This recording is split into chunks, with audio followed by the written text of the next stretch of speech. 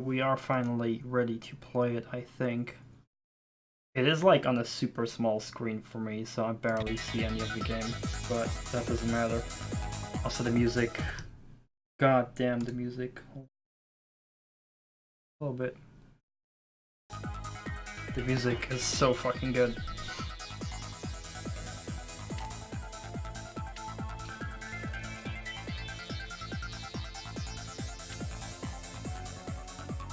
This is all good. Can I watch the intro of the game without restarting the game?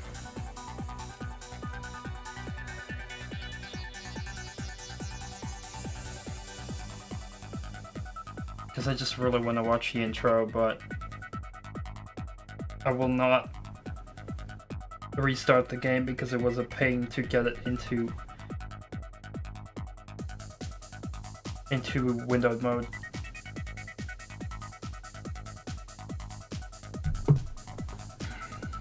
So maybe if I do nothing, but I think I'll only show the demo mode, yeah. Maybe if I wait here, it'll start the intro. Oh, never mind. It just automatically goes to the main menu. Too bad. Because that intro is super nostalgic. I got maybe a better idea. I got an idea how to watch the intro.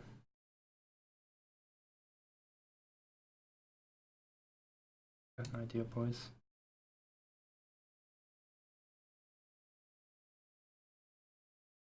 See if this will work.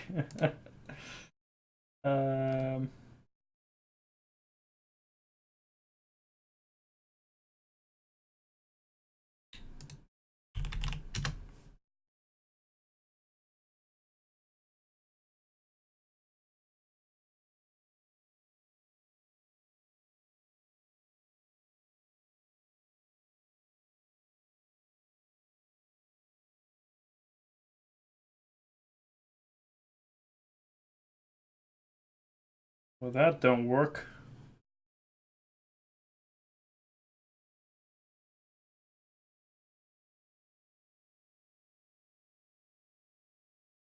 What about display cap?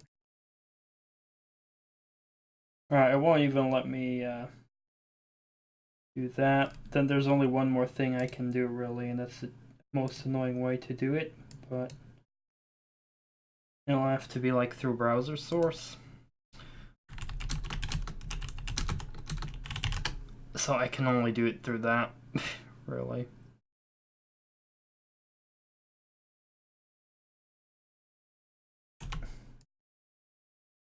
Here we go. Here's the intro. And I can't... That's an ad, by the way.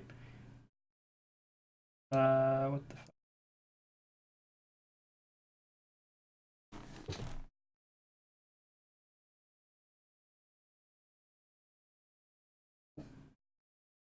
Let me just fucking watch a video without bullshit. Won't even let me fucking resize. It doesn't even let me resize the... Unfucking believable, YouTube. Fuck off. I can't interact with this screen. YouTube and ads, amazing. Before you continue, you gotta do bullshit.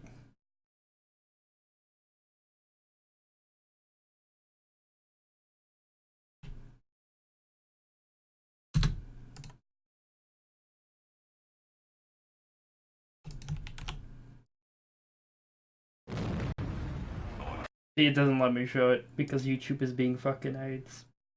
Alright, we won't fucking watch the intro. Thank you, YouTube, you piece of shit assholes. So I can play the game then. Fucking YouTube are assholes, man. No, you can't watch this thing.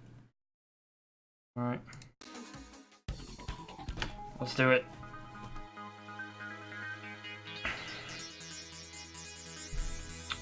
Alright, what we got? Game setup.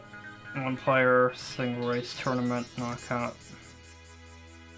We can watch the... what style? Wild arcade simulation, I don't fucking know. Backwards. Oh, backwards tracks. Player 1.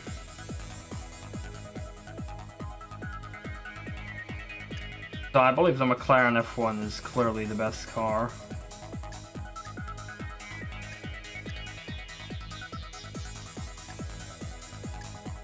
I think.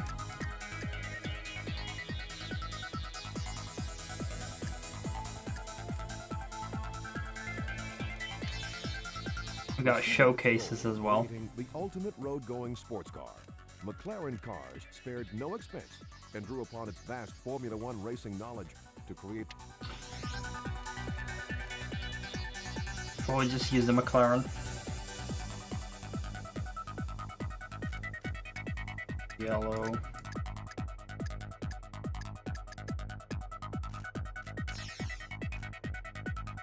Tournament. No, I don't want single race, I want tournament. Arcade or sim, Alright,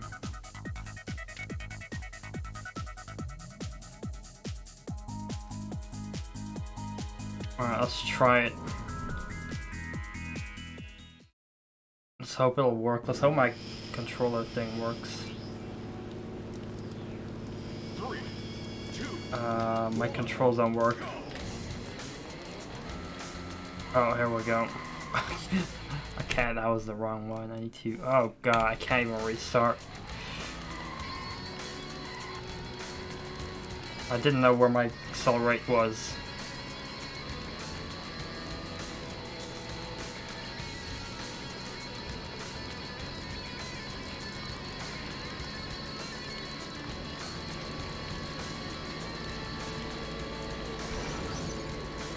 Oh fuck my life, my race is ruined now.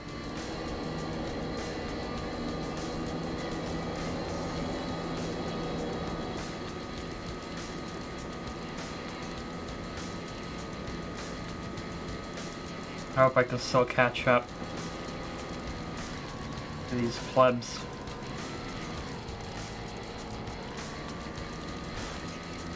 Too much on the inside there.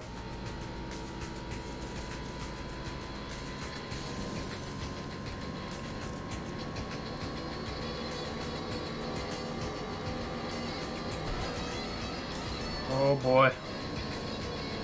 Glorious. A glorious frame rate though. It's running silky smooth. Or second place.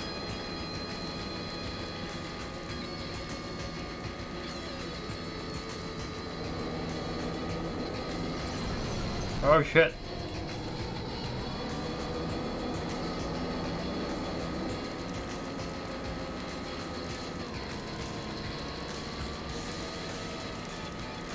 This is not good.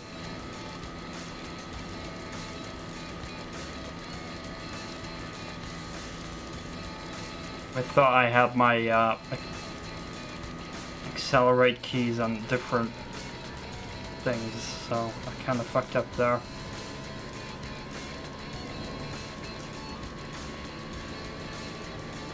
Now we're 5th, which is not good.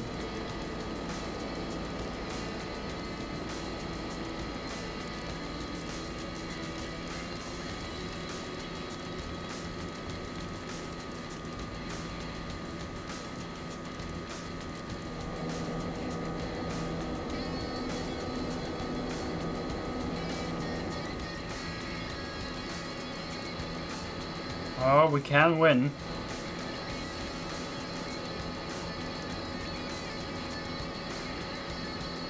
Oh! First place. After all that drama.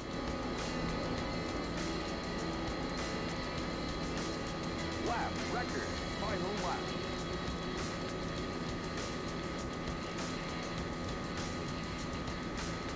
Don't hit the inside of the corner.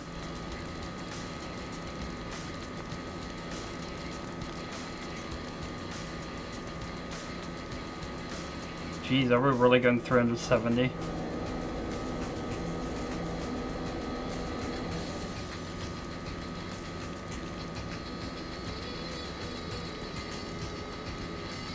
Oh, almost hit the inside there.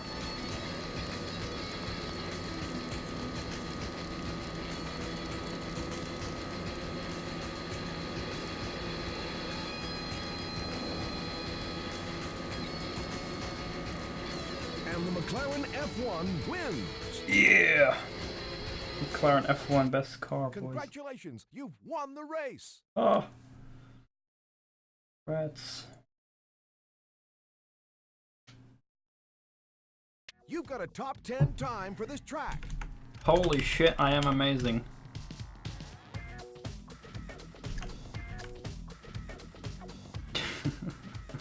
You just beat the best lap time for this track. Holy fuck, this game congratulates me like crazy.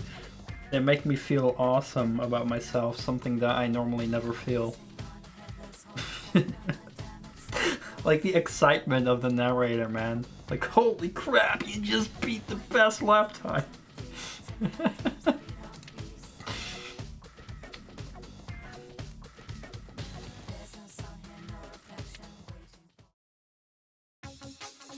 Oh yeah.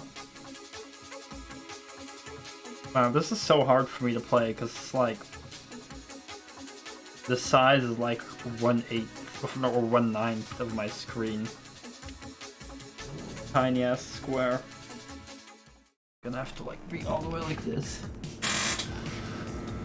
We're doing manual shifts, by the way. 3, 2, 1, go. Also, I gotta change my acceleration key like real badly right now. Oh crap! No! Why did it register in game? Oh my god, I can't. They won't even let me change my acceleration key on my controller without like. Oh, this is highly uncomfortable.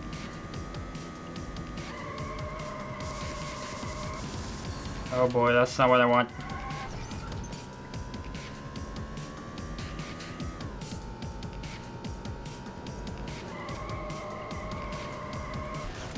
Oh god.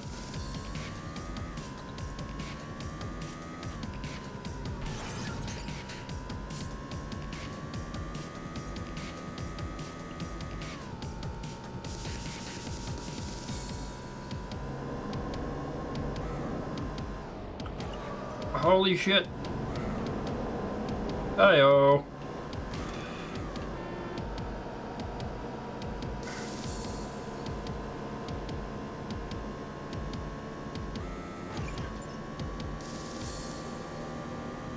Hey-oh.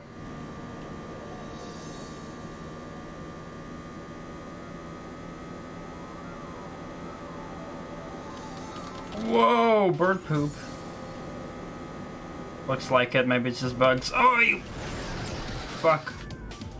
How dare you do that?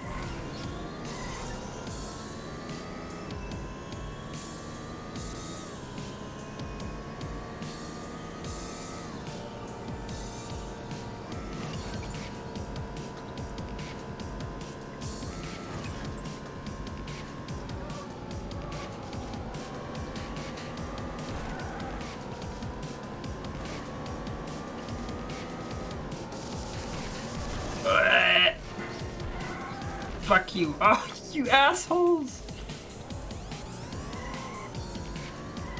How dare you?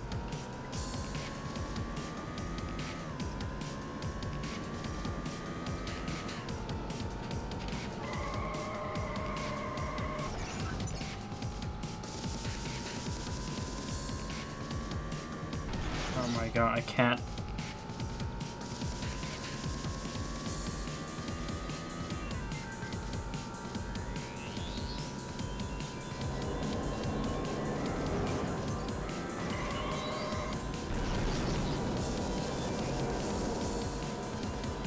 Alright, watch out for the wall thing coming up.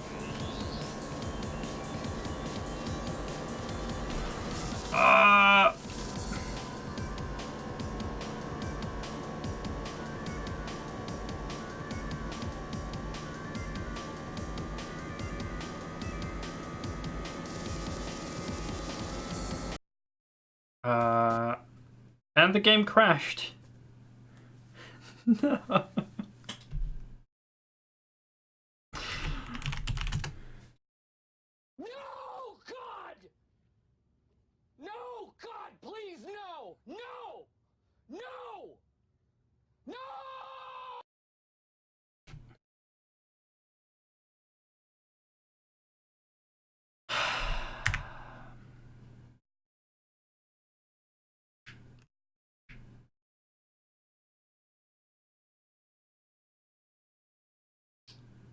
Wow.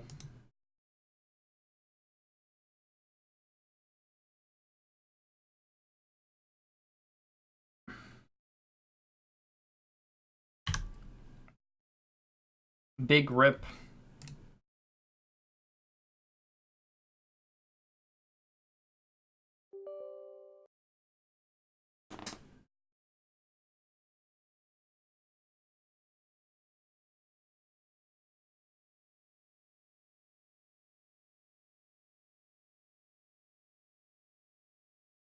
I was just capturing a black screen, isn't it?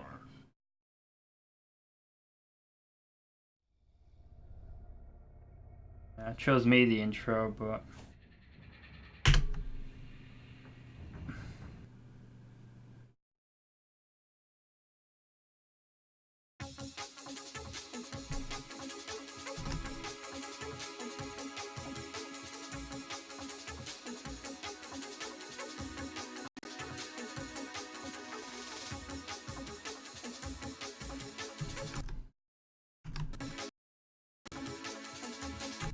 See, now I have the problem again of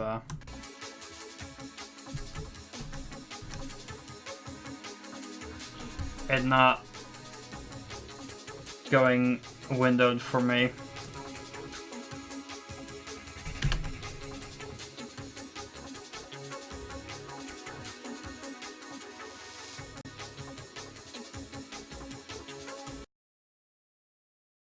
Yeah, so I need to like, oh, here we go, it's windowed again.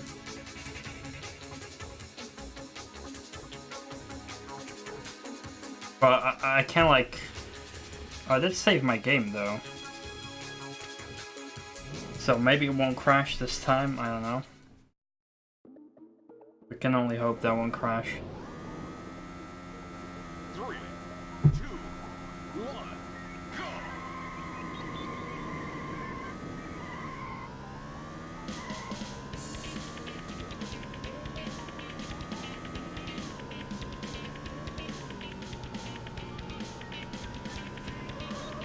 Now I got my acceleration and brake rebound, so that should be more comfortable for me.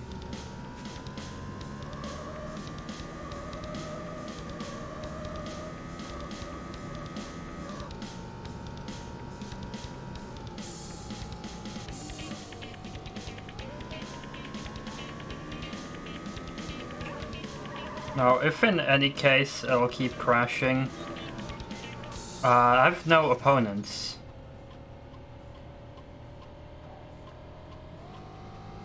Just notice that there are no opponents. What the fuck, dude?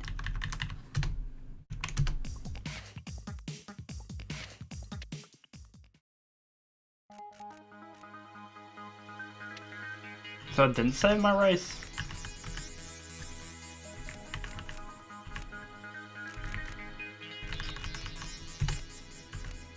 Oh, it did. I just had to reselect a tournament for some reason. Why do I not start pole position? 3, 2, 1, go!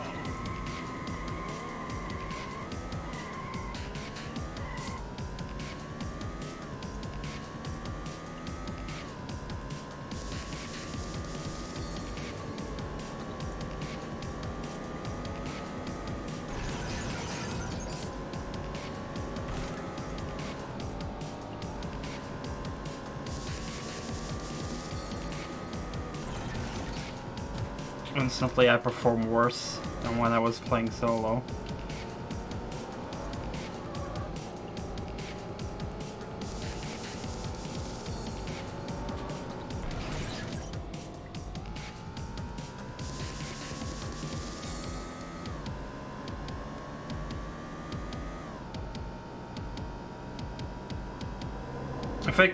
If it's gonna keep crashing, then I'll be forced to play the PlayStation version instead.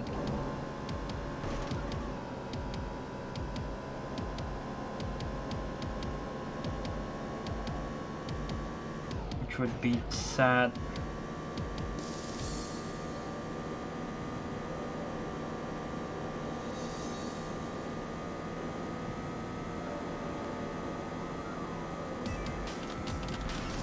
Oh my god. It's made a fucking 360 spin right there.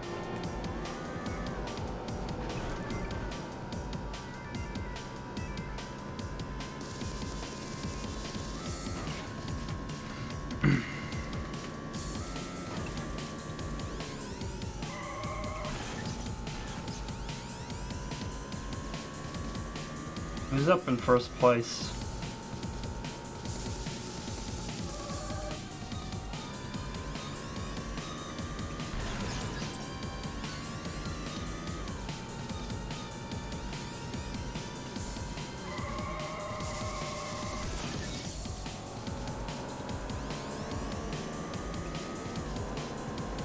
Fuck my life.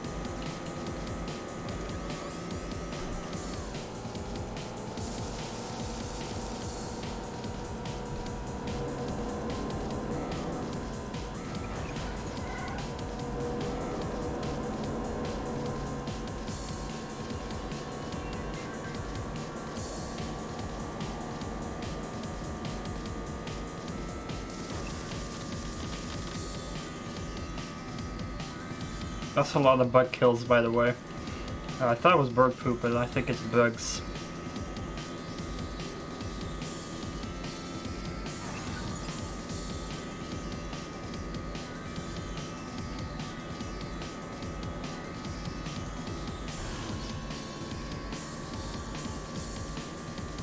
Lap record.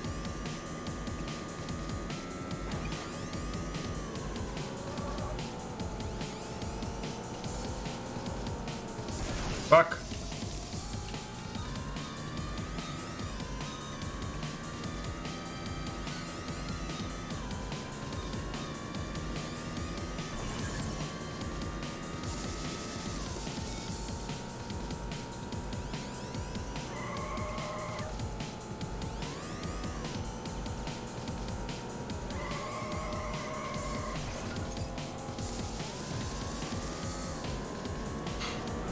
Shit.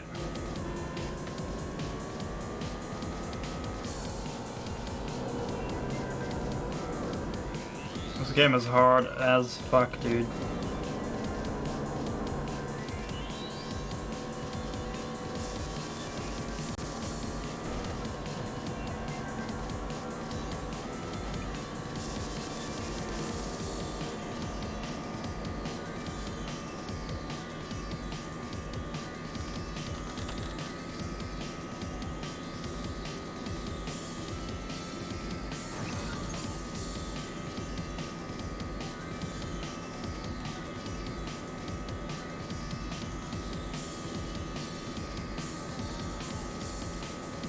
Final lap.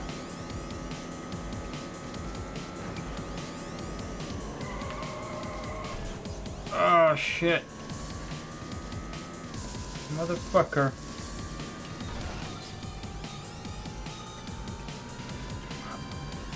I remember there's like a jungle map with a bridge. I believe you could even fall off the bridge if you would hit the side. Oh, you piece of shit! No!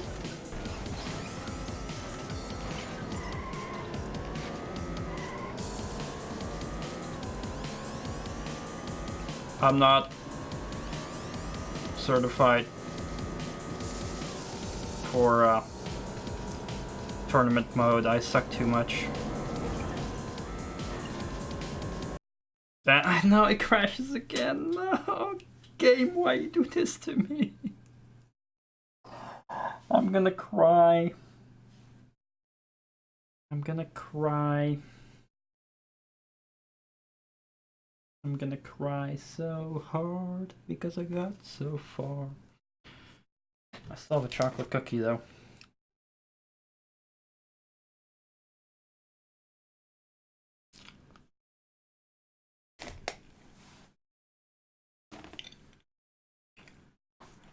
Alright, here's the deal.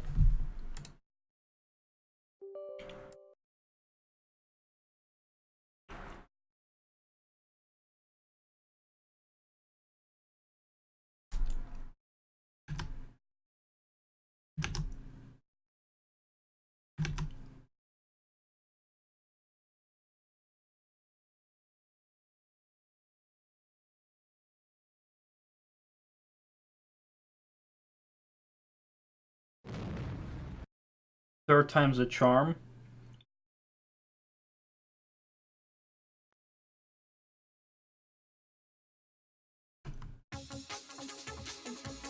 And if it will crash a third time, I will have to play the PS1 version sometime.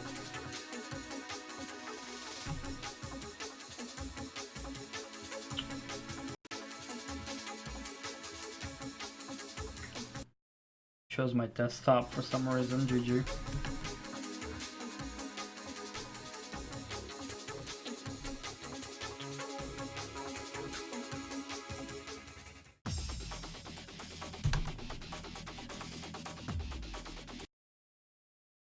Game, please go windowed mode for me. There we go.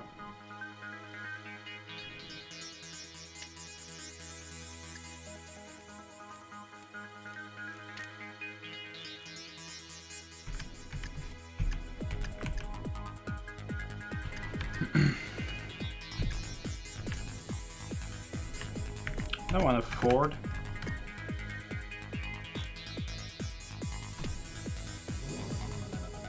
So,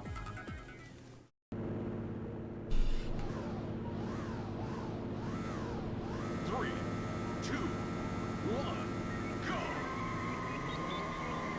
we're in the last fucking lap as well. I wonder if it crashes because I'm like playing windowed mode. Maybe that causes the crash.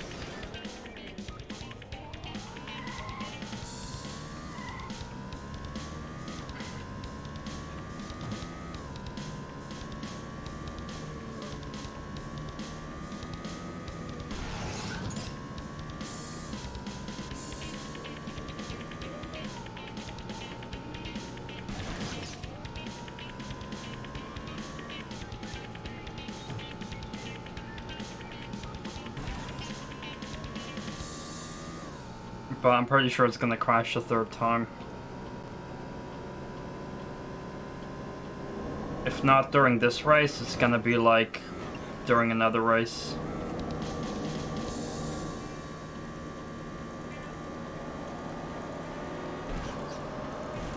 Oops.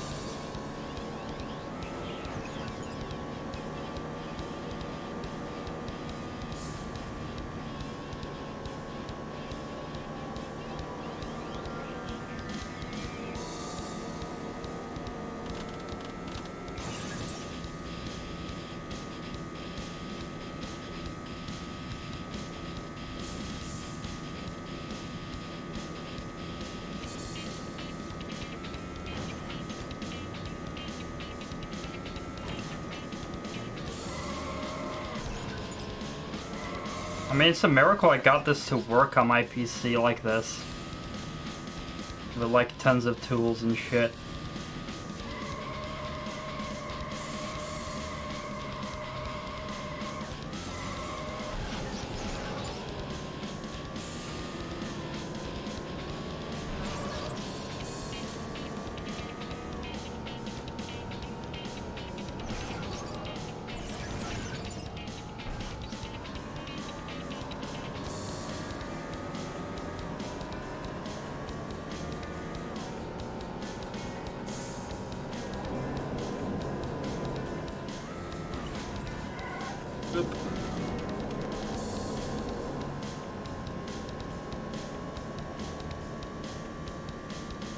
But I will say that this game looks pretty dank on PC.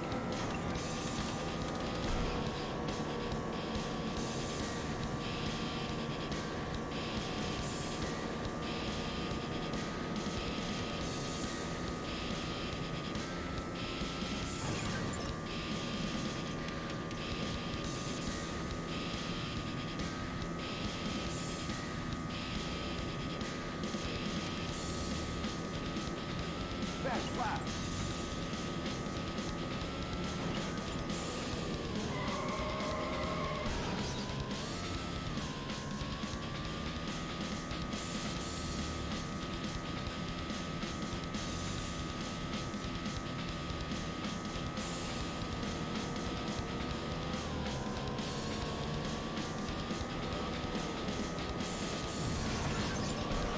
get your shitty Ferrari out of the way, bro. Oh my god.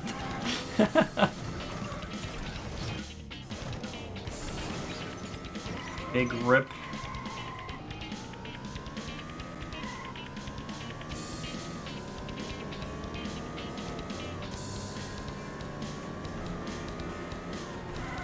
Oh, you bitch! Look at all the pit maneuvers, man. Filthy. Absolutely filthy.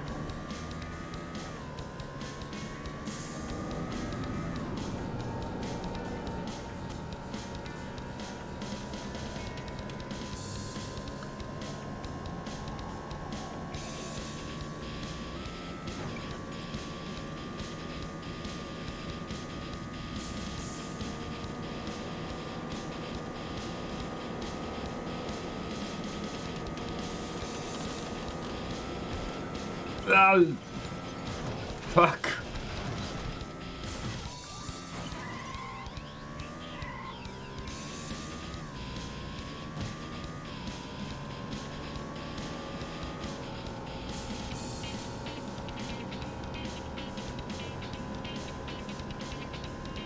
Final lap.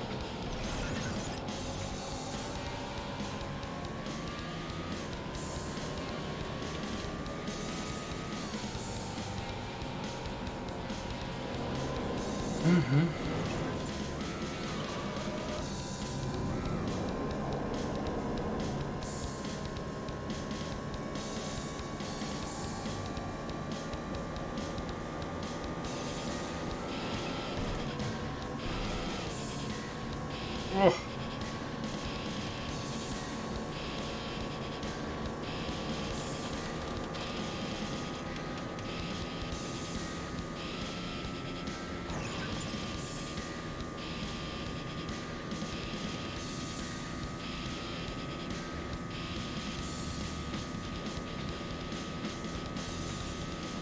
Lap record. Second. You've got a top 10 time for this track. Oh yeah. You just beat the best lap time for this track. Holy shit.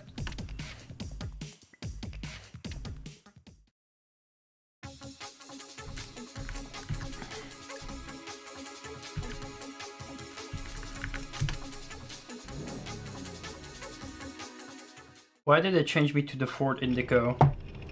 Oh god, no, this is the worst car in the game. Fuck my life.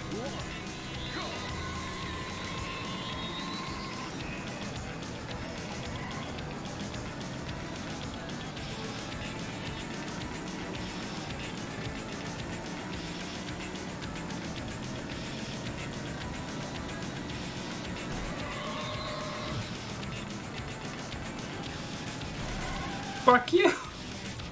This is a jungle map, I remember.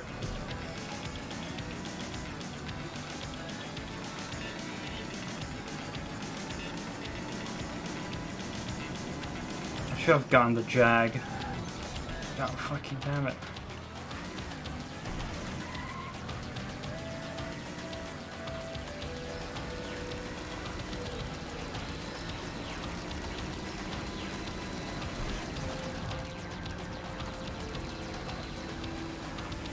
There's the bridge.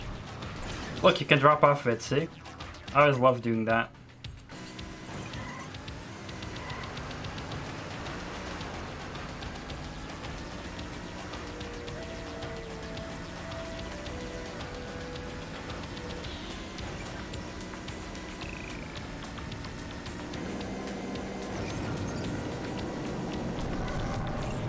I can't drive for shit.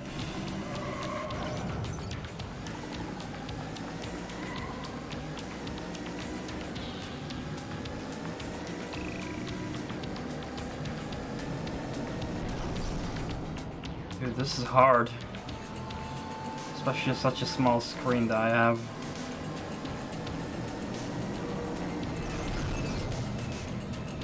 Fucking lava, man.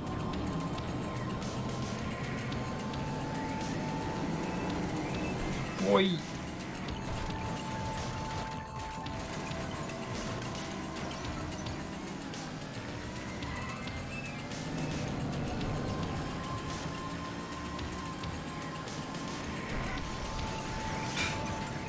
Fucking Ford Indigo, man.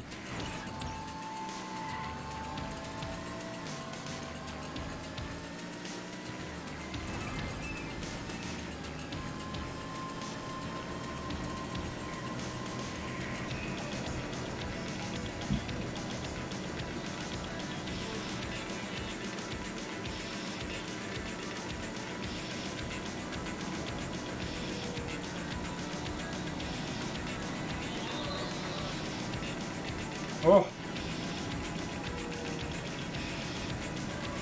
Is that another Ford Indigo in the lead?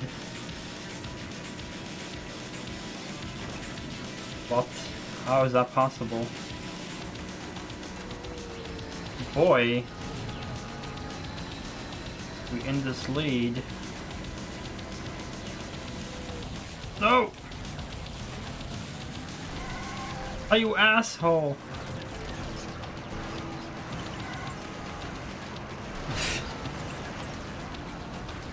Oh boy.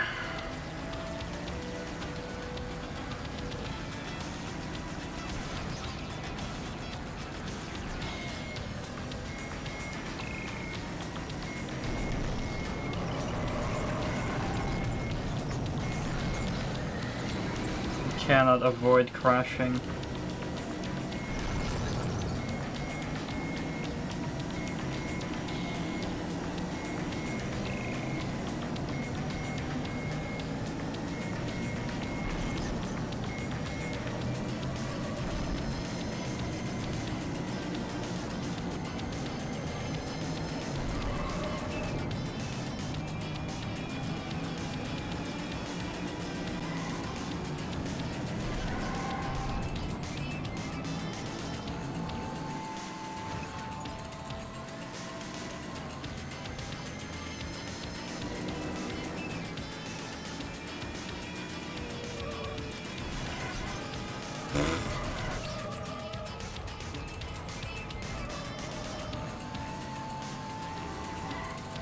Can't.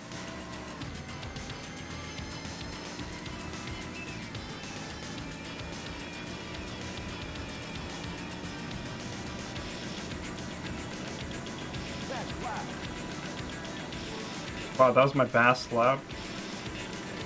Even though it was just another shitty lap.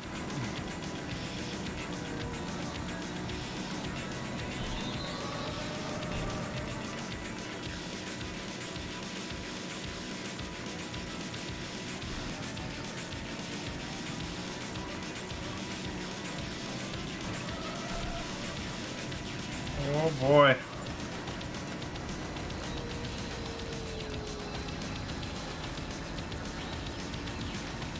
Oh boy.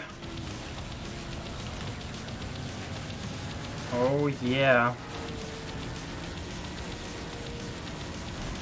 Don't ram me, piece of shit.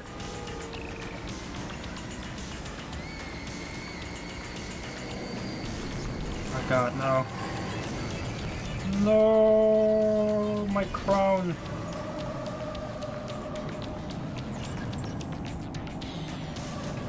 I don't ram them. They ram me.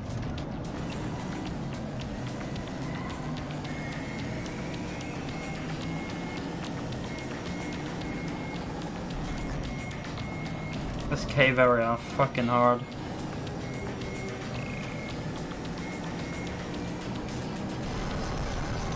Now I rammed him.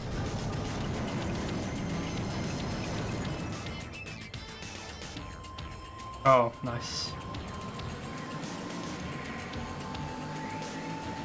Hey there, Ron667, welcome. Oh, this race is totally down the drain.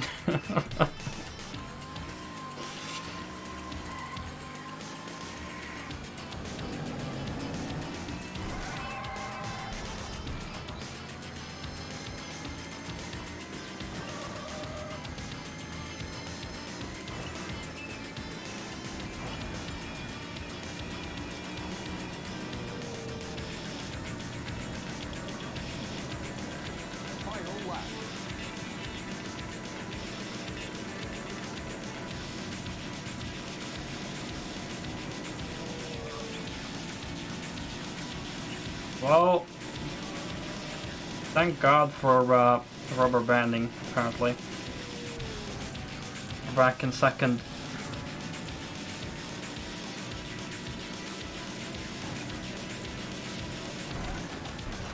Shit.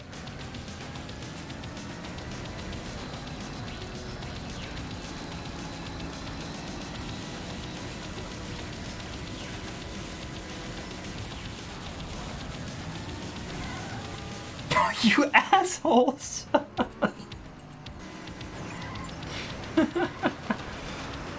Oh my.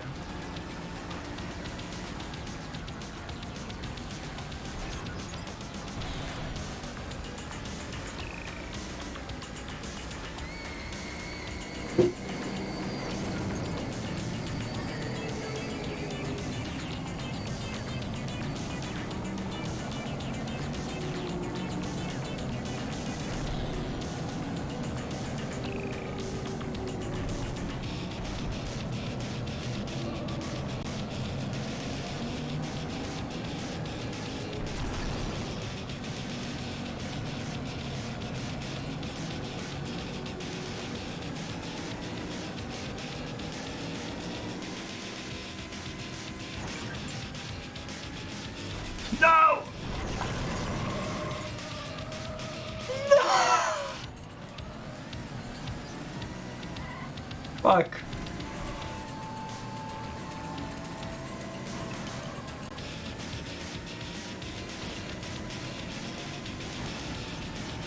Oh yeah, back in second.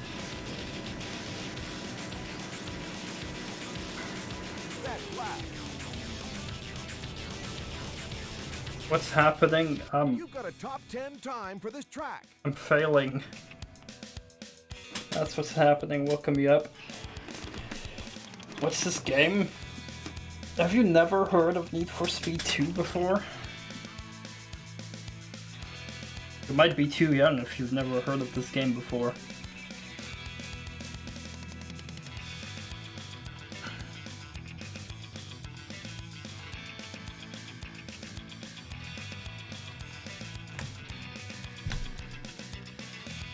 It's like one of the best Need for Speed games ever.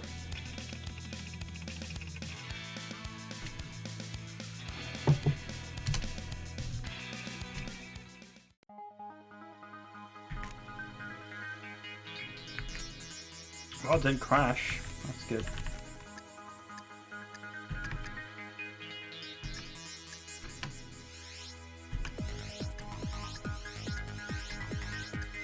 Ooh.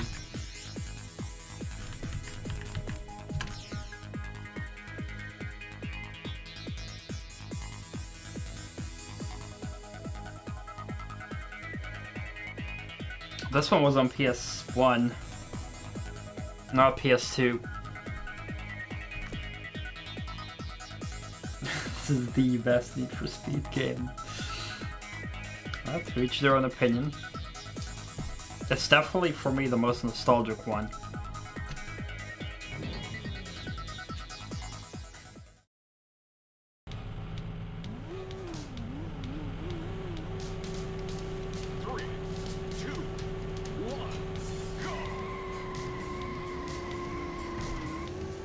That wheel spin, though.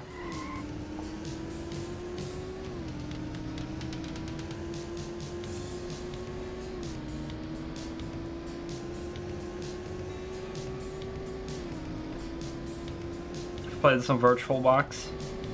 I'm running this on Windows 10. It's not the most stable game, but like it crashed 2 times on me already.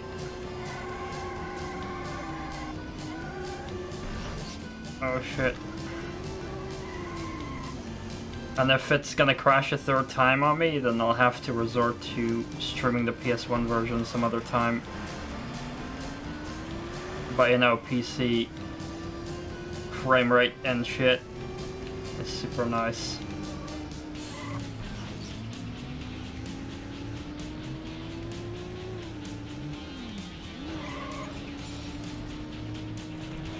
I love just that the AI is actually crashing as well.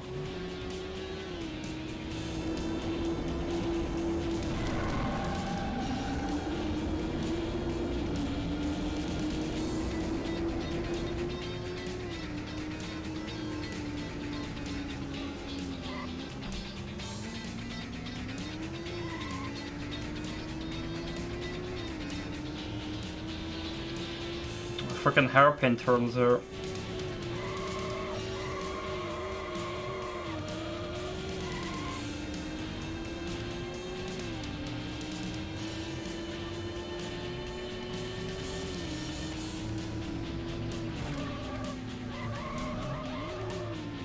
Ah!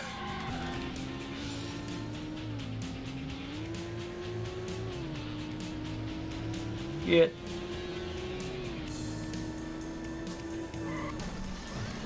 Fuck. Man, this is a tricky track. There's a lot of tight corners in there.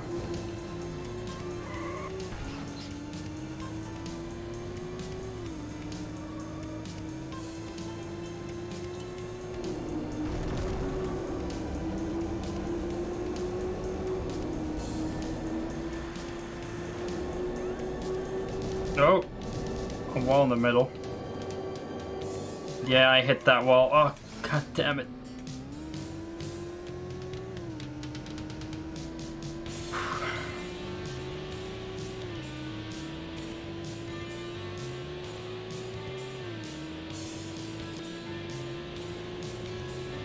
I'm feeling so anxious about if this game is gonna crash again or not.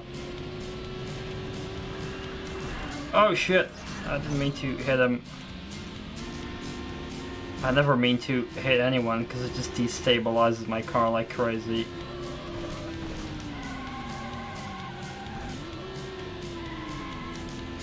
So it's absolutely never worth it to ram anyone.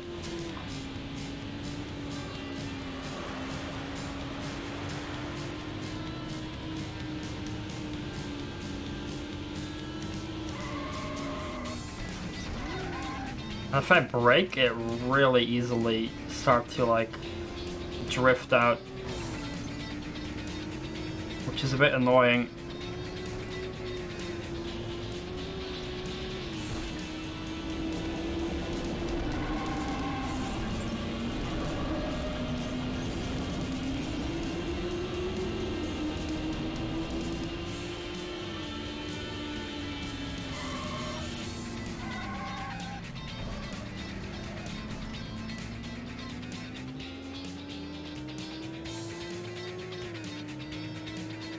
I'm not gonna win this race.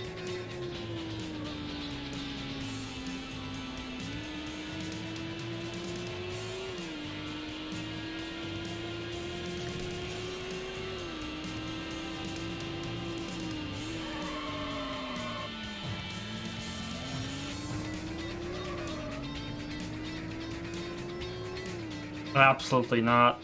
This track is hard. So most cars in this race are red, there's just like one black one or two.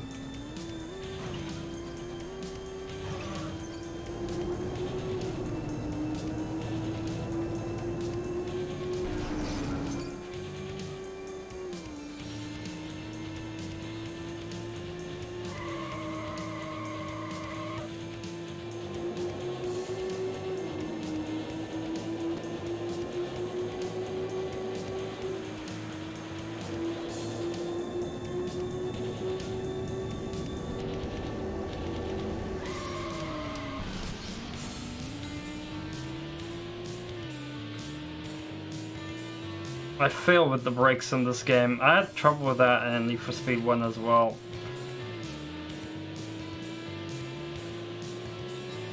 Just like seeing the corners come in is really hard.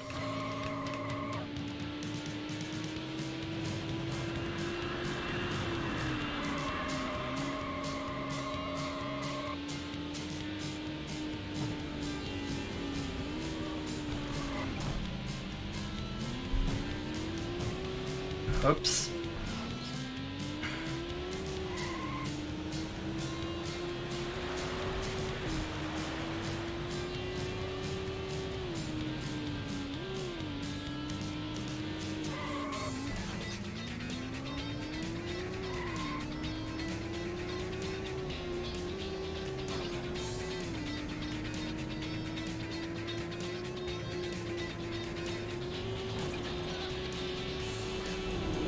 Whoa, like a dude on his roof.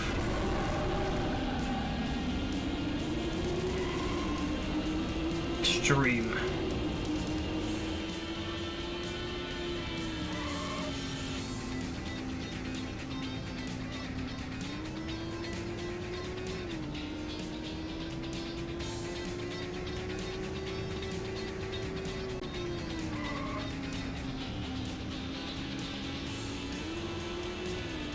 Alright, doing better, doing better. I think.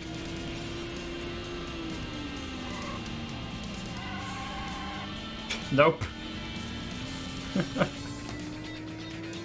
I can't. I absolutely can't.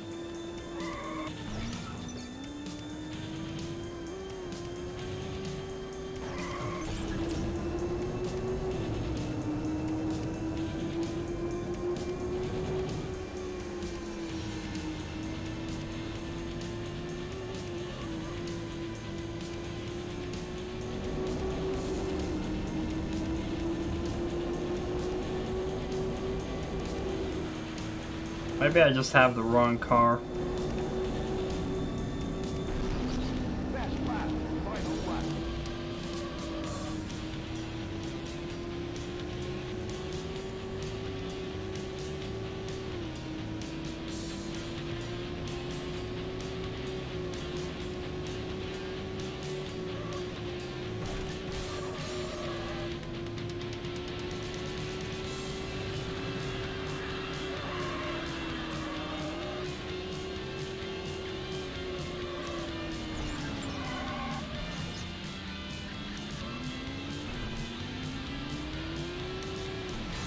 Society? What kind of society?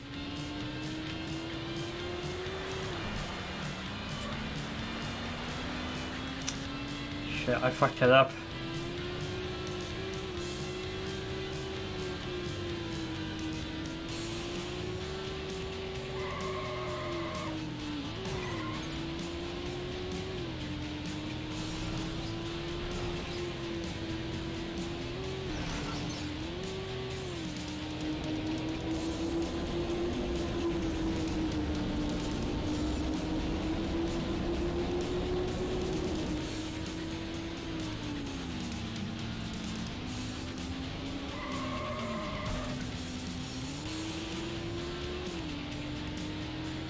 Society with people who live in a society.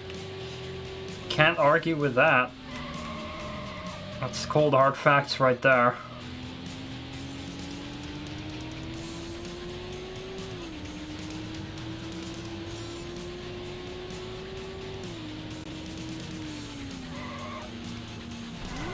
Oh, you ramming asshole.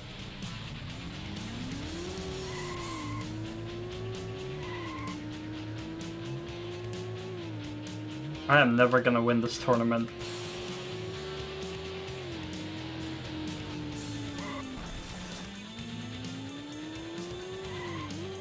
I tried driving like a sir and it didn't work out for me.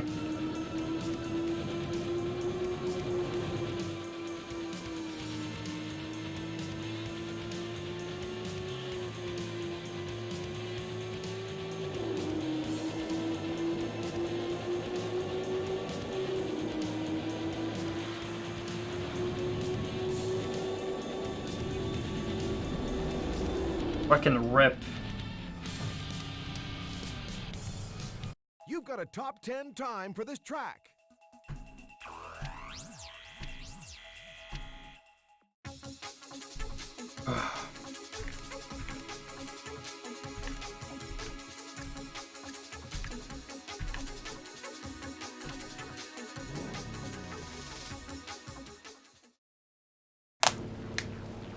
Let's not fuck it up. 3, 2, 1, go!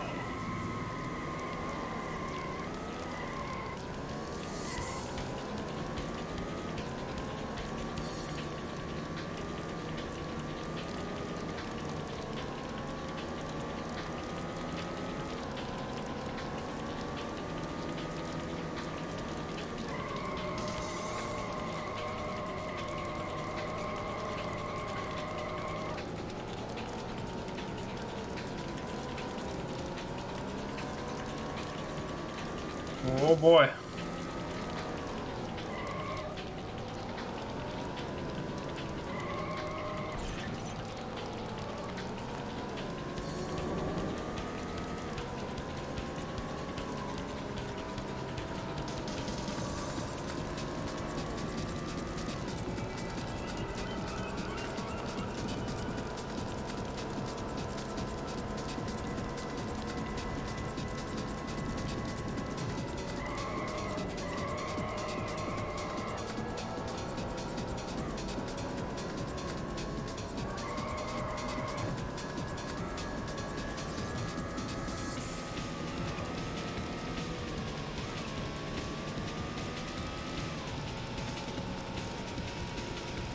Ugh.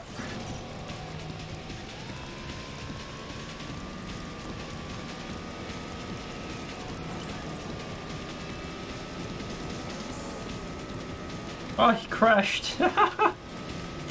Sweet.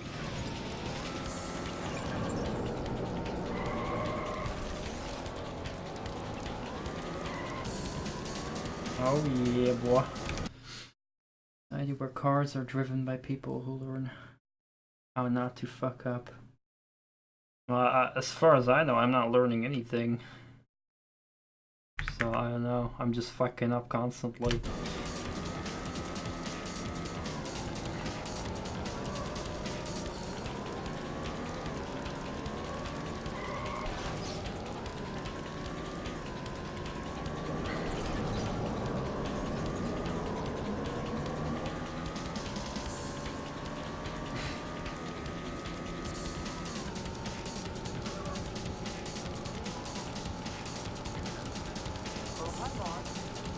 Oh, hi Shredding Splinters.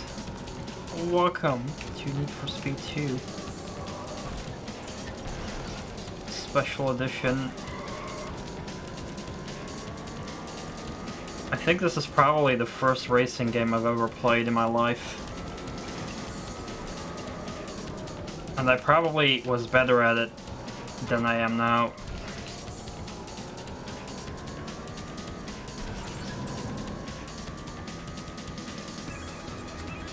I did not hit her. I did not. Oh, hi, Mark. It's going good.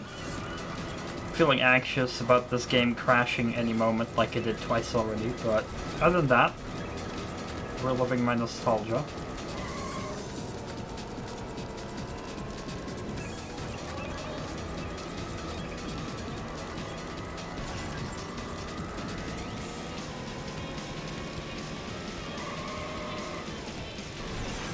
Yeah.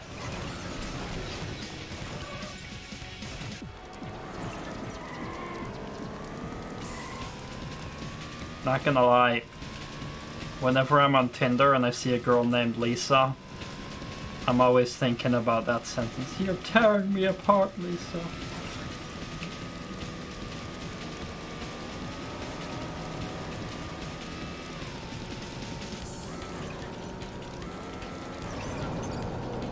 If I would ever get a match with a Lisa, that's probably what I should write to her. Just, you're tearing me apart, Lisa. And if she gets the reference, she'll be my true love.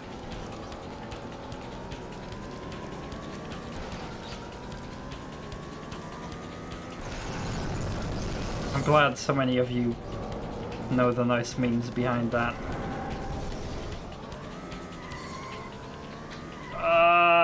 I was first place and now I'm last.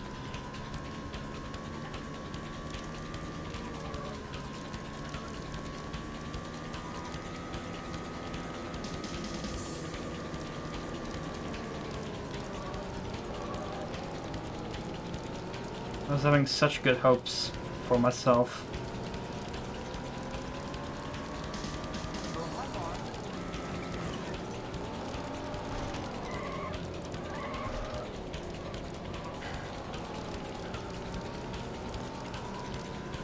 The game's volume might be a bit too high, but I'm paranoid about alt-tabbing again. I'm probably making the game crash again. Why did you ram me? in your stupid Ford.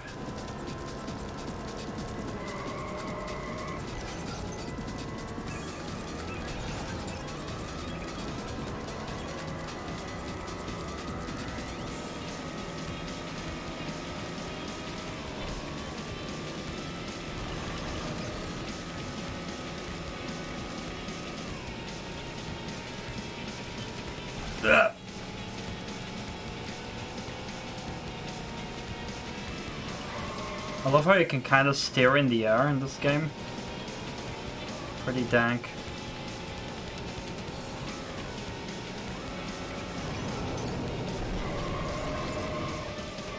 Oh.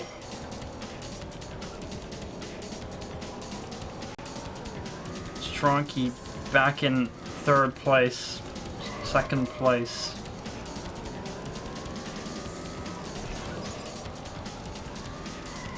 Third place.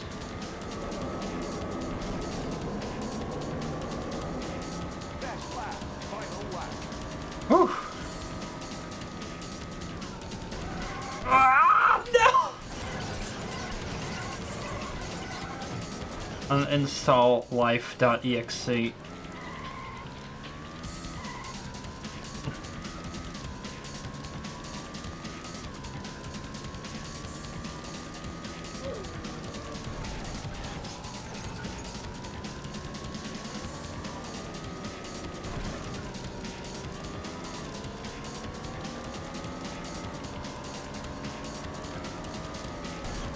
It is.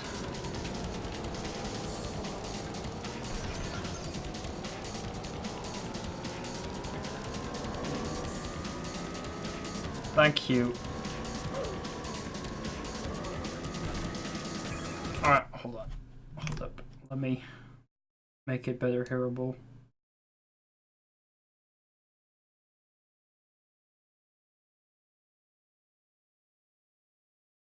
Alright, it should be better hearable now. Oops.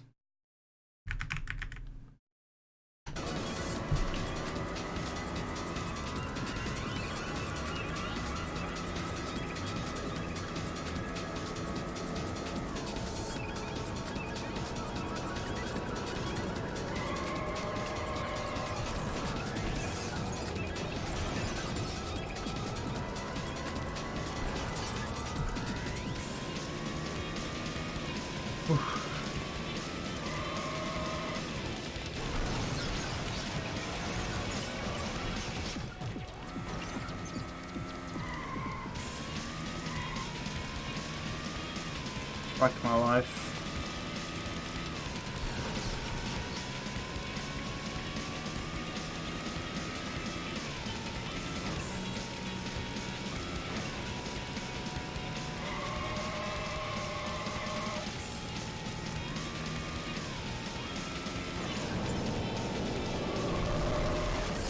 Oh, get wrecked. Erectus cactus.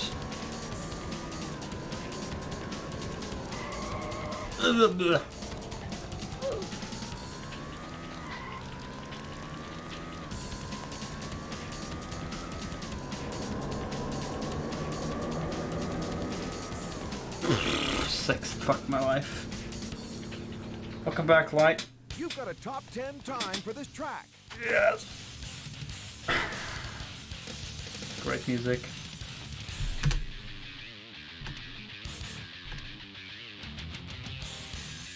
Dude, I'm 5th. Fuck my life.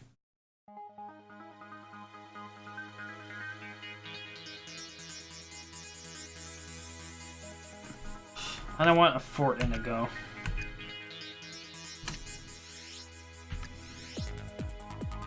I love the Jag.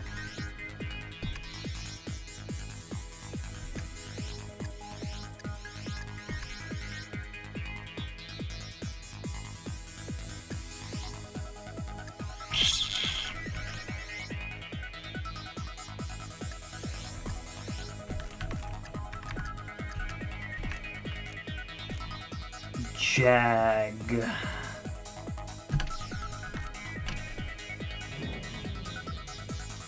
Time for the Jag. In British Racing Green.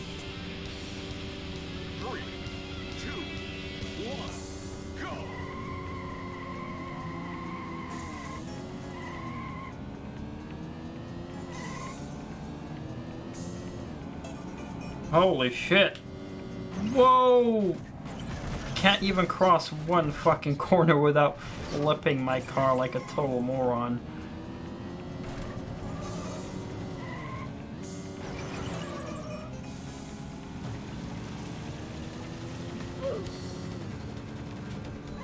Ah!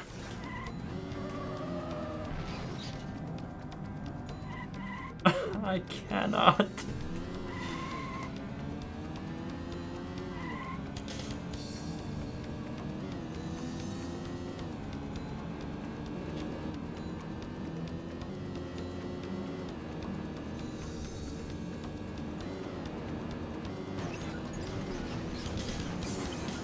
Blech.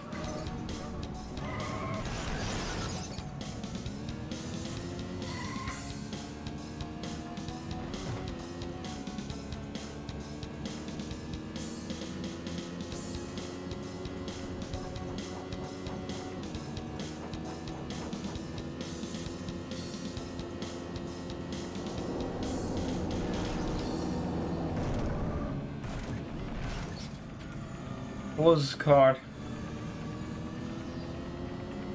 Oh, you mean Need for Speed World? That existed.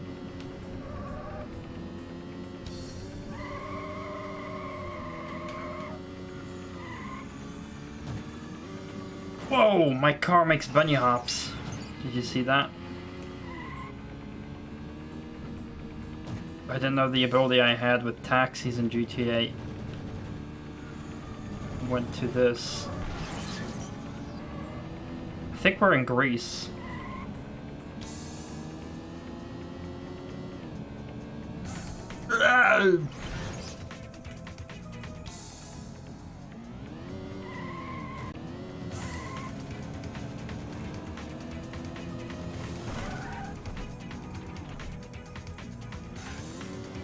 I mean, car RPGs are a good idea. The Crew 2 does it a little bit, but it does it pretty shittily so far. But I wish there were more car RPGs.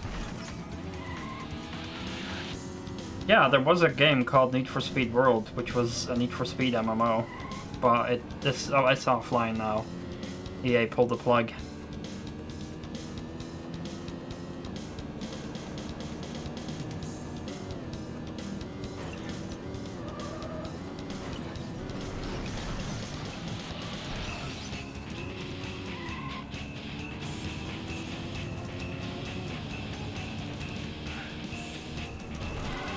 Oh, you pit maneuvering bitch.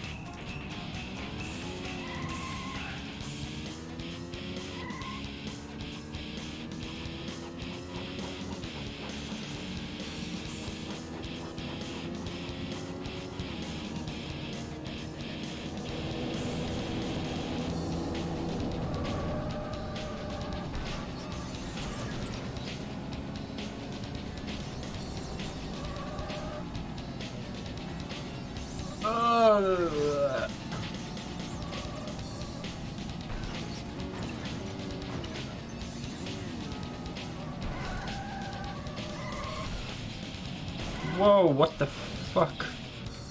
This is these physics. Stop it, come away, you dickhead.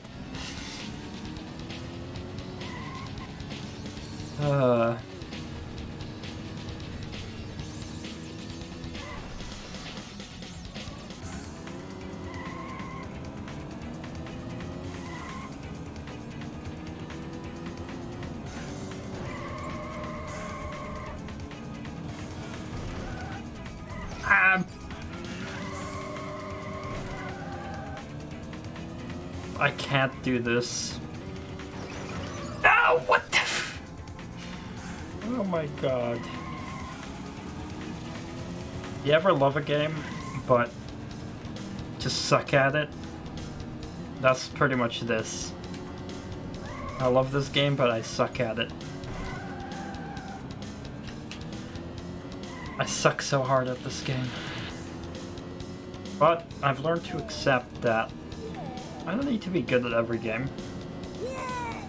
I don't have to be good at a game to like it.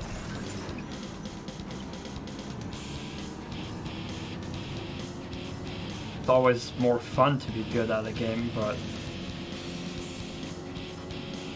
this really requires a lot of track remembering and stuff.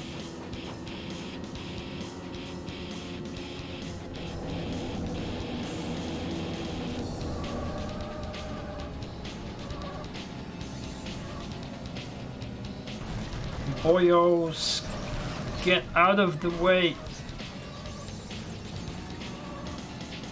and get out of my car.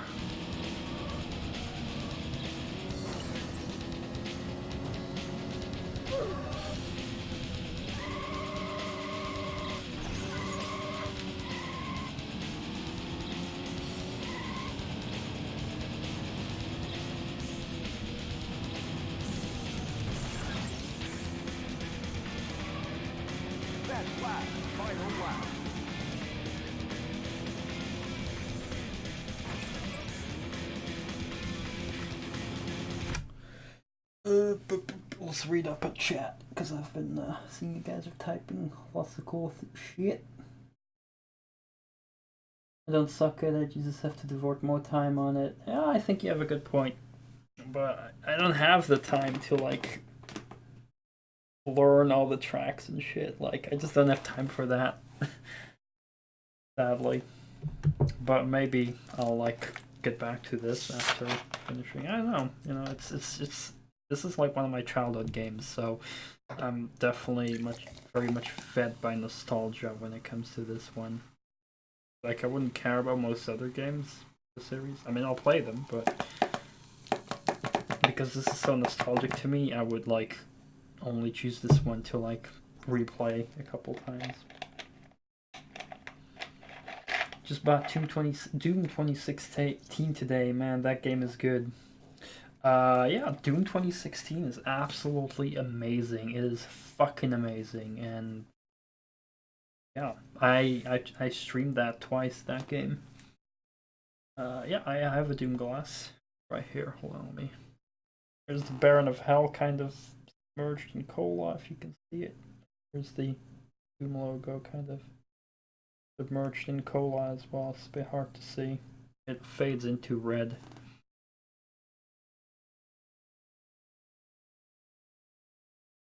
Maybe now it's better.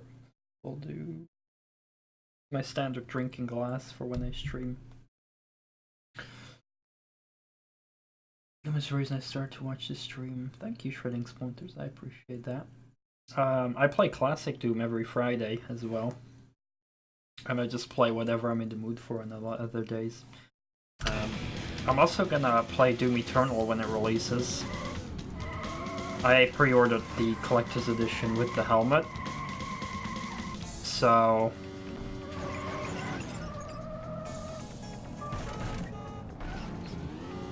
that's gonna be awesome. Can't wait for that.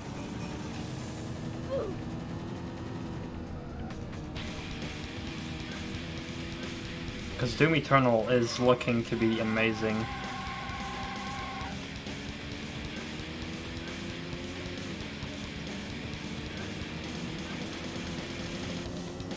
And I normally am hardcore against pre-ordering. I will always say never pre-order games unless you fully trust the developers and stuff. Like, if you pre-order a game and the game becomes something that you do not like, then it's your own fault for pre-ordering it. It's always a risk. But I fully trust id Software, I just don't trust Bethesda publishing it.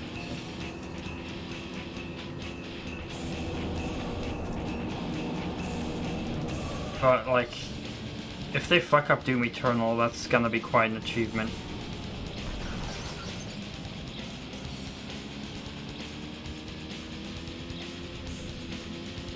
Like, it's really, really difficult for them to fuck up Doom Eternal, but they'll probably do it in some way. I won't be surprised if they'll end up putting in fucking microtransactions and garbage like that, but I wish that won't happen.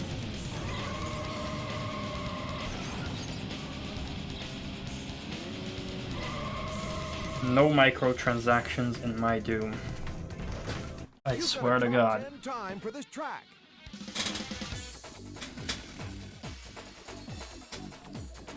I'll have to stream the game whilst wearing the helmet. Probably. I'll probably stream a lot of Doom while wearing that helmet. For as long as I'm able to breathe and stay alive. Yeah. Yeah, they fucked up with Classic Doom, but they claim it's an accident, but it's bullshit. They did remove it now after Backlash, because like, oops, we got caught, oh well.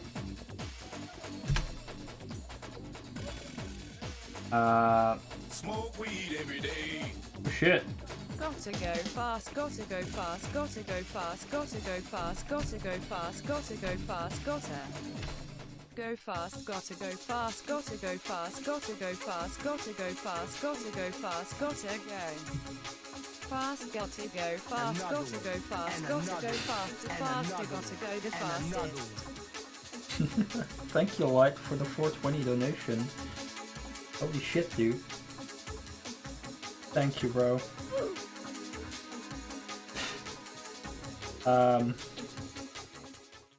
Highly doubt they will add microtransactions to Doom Eternal. I kind of doubt it as well, but with Bethesda, I just don't know, man. Like, the thing is, alright, the positive, it's not developed by Bethesda, but only published. But publishers do have a bit of control over some things.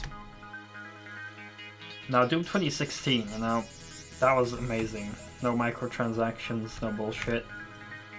But if you just not like, first I was like, yeah, Bethesda's fine for publishing. The games they develop are shit nowadays. But now it's like, even the games they're developing are like, you look at Wolfenstein Youngblood, and they added microtransactions in there and stuff, and that's pretty shit. So I don't know. I am starting to get afraid about them fucking up Doom Eternal. First I was like, it'll be fine because they're only publishing it, but I don't know, man. Let's go with my like, back when I was young, this was my favorite car in the game, because I'm all about, like, I was all about Lambos, nice yellow Lambos, probably because yellow was my favorite car, color.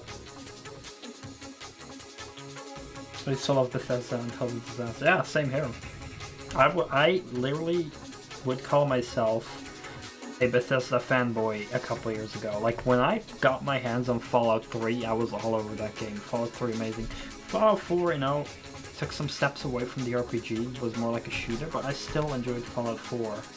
But like, fucking Fallout 76 and whatever the fuck all followed after that, it's like, Bethesda is just, you know? I always thought this was a Lambo, but it's not entirely. Oh my god. Albert. Go. Far. Ara. Arta. God damn it. Albert coming in with the 540 donation. Wow. Thank you so much, Albert.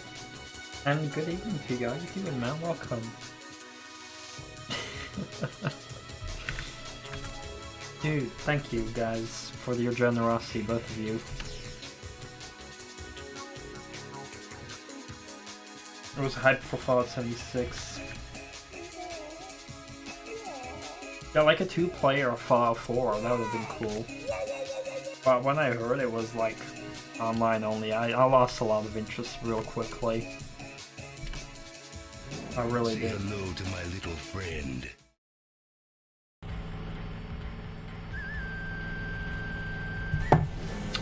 Welcome, Albert. Thank you again for that amazing donation, man. My little friend.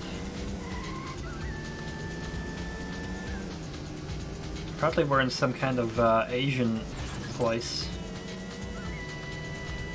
Yeah, Light just officially got the highest rank.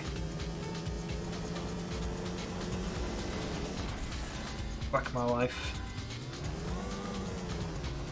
This thing looks rather plump from behind.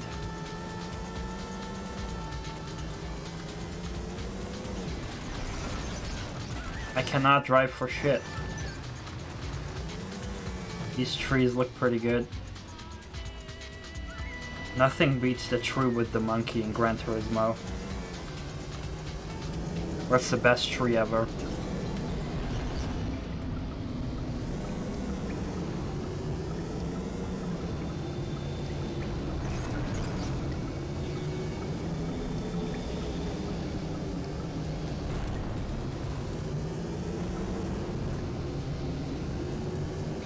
Holy crap, snow!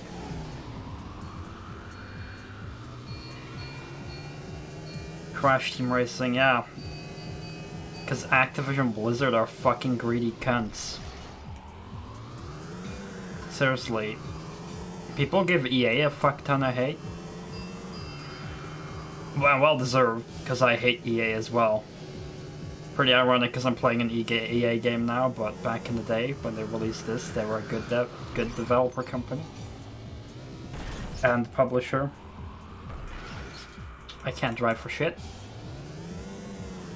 But Activision Blizzard deserves way more hate than it gets, because it just doesn't get enough hate. Like, fuck Activision Blizzard, they're so fucking... They're greedier than EA. Trust me.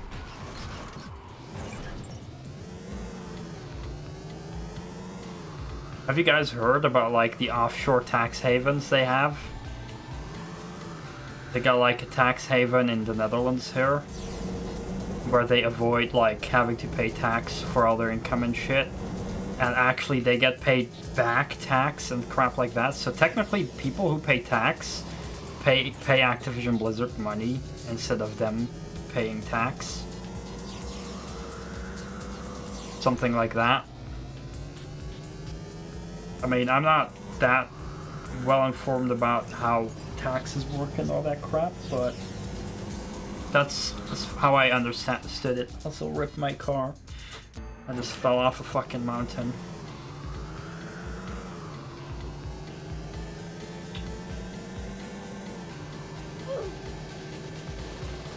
Yeah, I hate EA, I hate Activision Blizzard, and I'm kinda definitely hating Bethesda right about now as well. Get out of my car! There's probably some others I should also hate. Get out of my car now!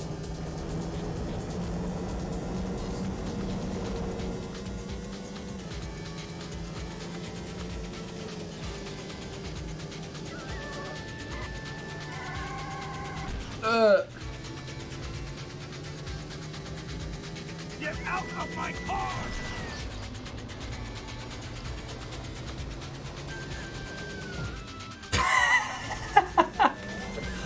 That tree literally caused my car to eat soil.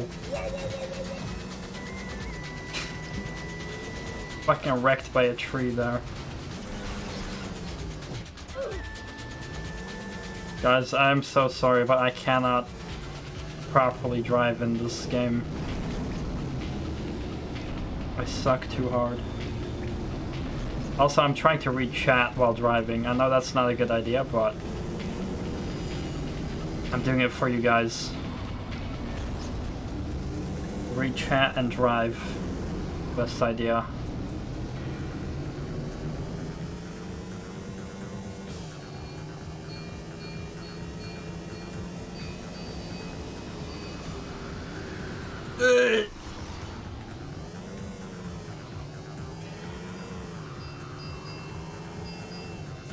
Speaking of boating license, who here has ever played the game Speedboat Attack?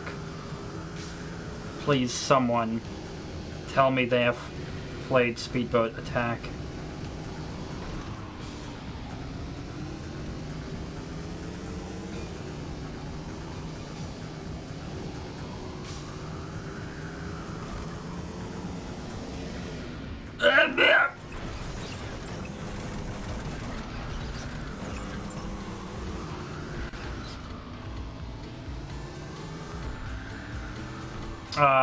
It was a DOS game as far as I know. Maybe also Windows 95. Not sure if it was released on consoles. It's one of my other nostalgia games.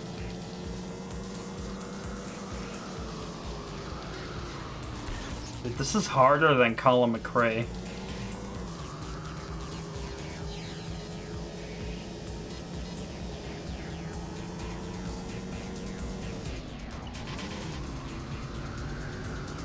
Simulation game.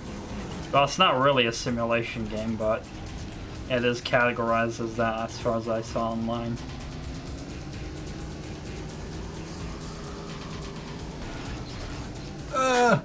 Come on, drive.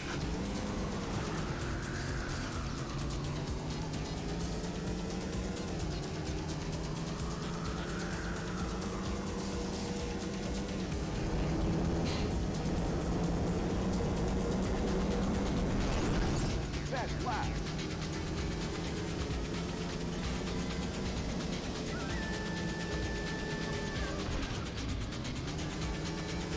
Why can I not do this game? I just can't. Tree, get out of the way!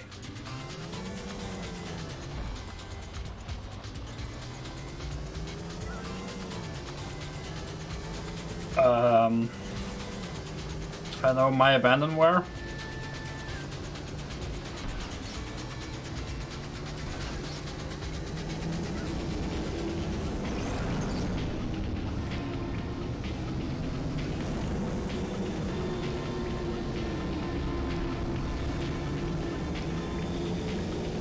I mean, barely anyone knows Speedboat Attack. It's such an unplayed game. I was one of those fuckers who played the shit out of it when I was a kid. Just like this game.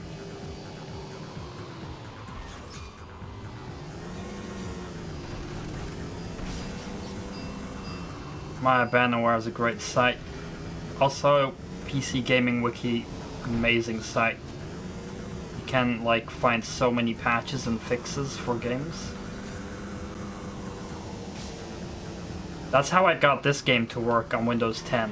I'm dead serious. I'm running this game on Windows 10. No DOSBox. And I'm playing with an Xbox controller.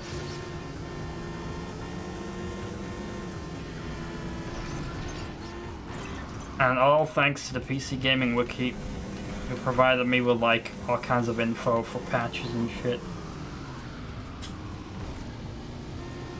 Yeah, there's clear rubber banding AI here. Jack and Daxter, I played the first one on stream.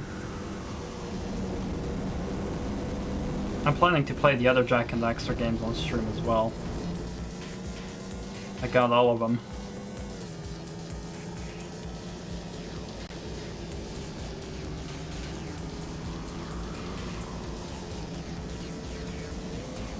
Blech. Bridge.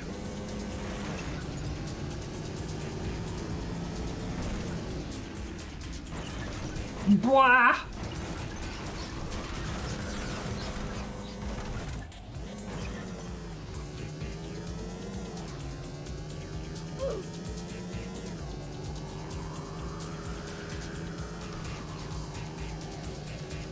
I'll read something about Sly. Get out of my car now! Fuck. Ah! Wait. Check Quest Squads. I want to play Sly Cooper today, but PS4 doesn't have it. Oof. Yeah, I got the Sly games on PS3, but it's so fucking stupid that Sony doesn't offer it to get on PS4. Just makes no sense. Like, if they had any brains, they would just like make them compatible on PS3 and 4 both. If you own any of them. I don't know. No sense. Makes no sense. Thankfully, I have a PS3, so I can play them. I did stream the first Sly game. I want to stream the others as well. Really? Incredibles 2 on PS2? That's legit a good game. I remember playing an Incredibles game back when I was young at a friend's house. Might have been that one.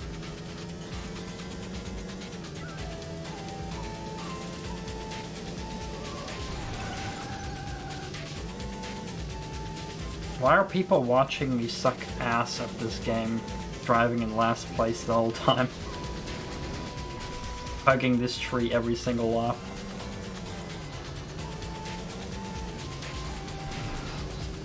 I have a PS2, I feel like busting it out to play Sly 2. That's a good point on Caligon.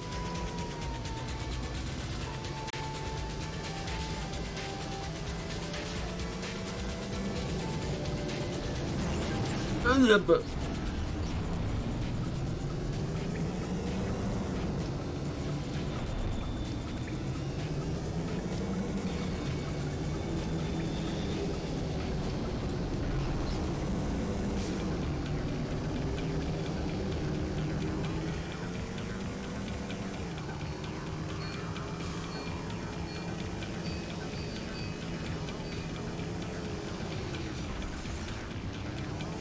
I can't win any race except for the oval track. Because I just can't drive. Like, it's so important to know the track inside out.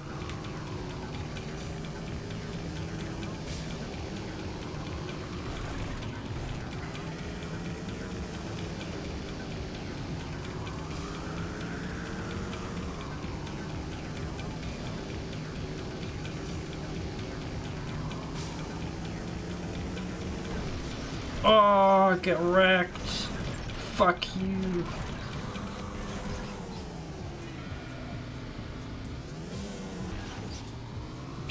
Still 7.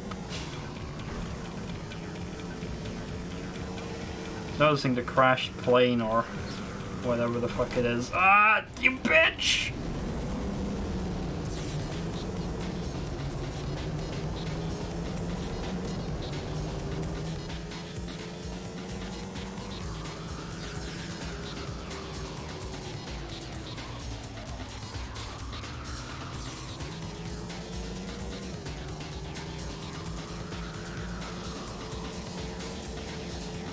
Yes! 8th place. Amazing. Oh god, no!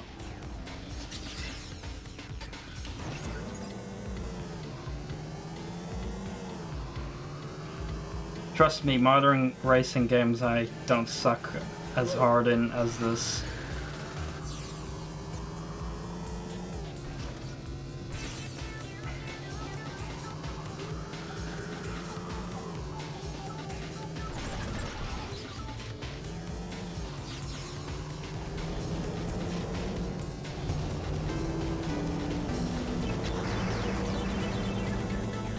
Yes, last place. You've got a top 10 time for this track.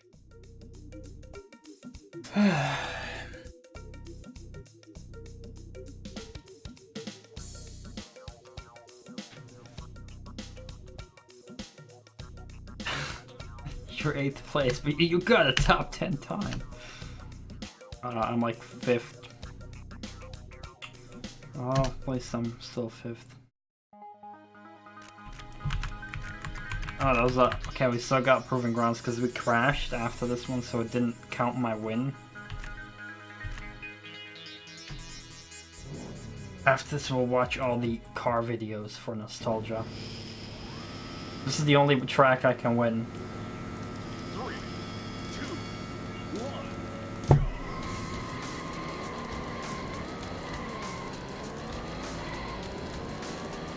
And the game only crashed on the second track, so I guess there was a bug in that one or something.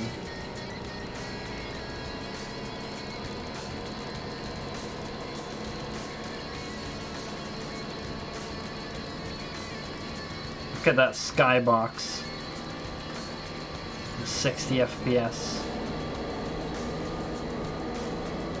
Fuck your Ford. My McLaren is a higher top speed than your McLaren for some reason.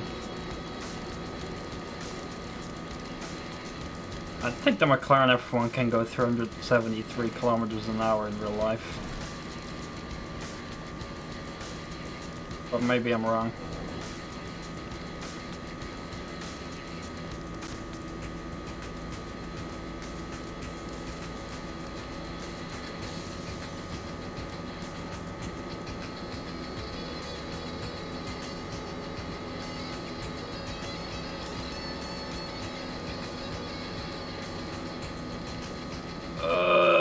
My McLaren is higher top speed, fuck you.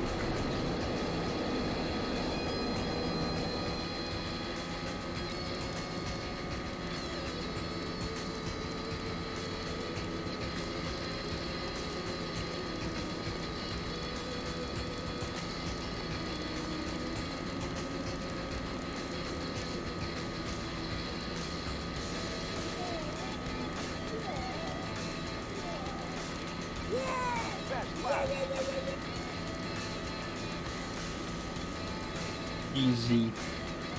I think when I was a kid I probably played this track 99% of the time because it was actually possible for me to win. I only remember also the jungle track a bit. Most of the other tracks I kinda forgot.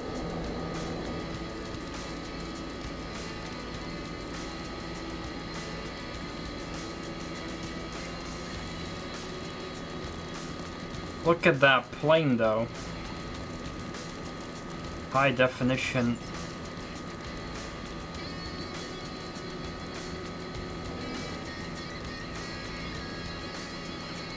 Final lap.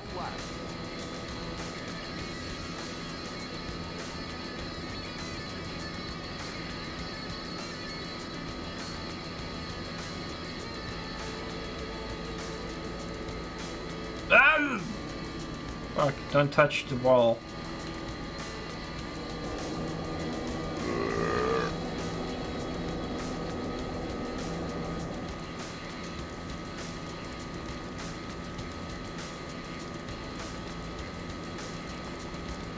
Oh, we're gonna overlap that guy in front of me. Boy, get wrecked. Yay, we win. McLaren F1 wins. Because it's the easiest. Congratulations, you've won the race. The easiest race. You've got a top 10 time for this track. Well, we are doing tournament, but I suck at it.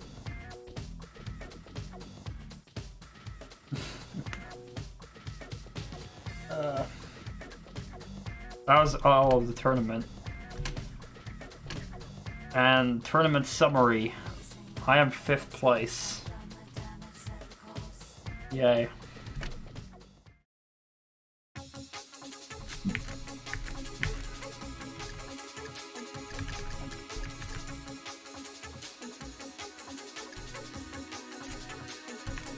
Alright, how about some car videos? Because nostalgia. The videos with cheesy music.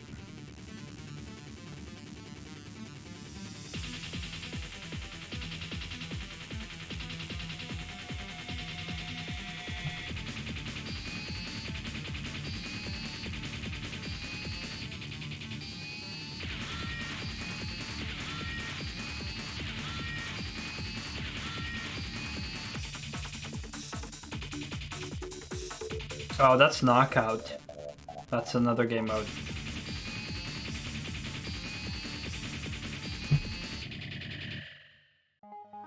Pursuing its goal of creating the ultimate road-going sports car, McLaren Cars spared no expense and drew upon its vast Formula One racing knowledge to create the spectacular McLaren F1, a super light, high-performance car which employs some of the most cutting-edge technologies and materials in the industry. Built on an incredibly strong and ultralight carbon composite chassis, The F1's potent BMW V12 engine, producing 627 horsepower, is capable of propelling this car to a stunning 231 mile/hour top speed, earning it the distinction of being the fastest production sports car in the world.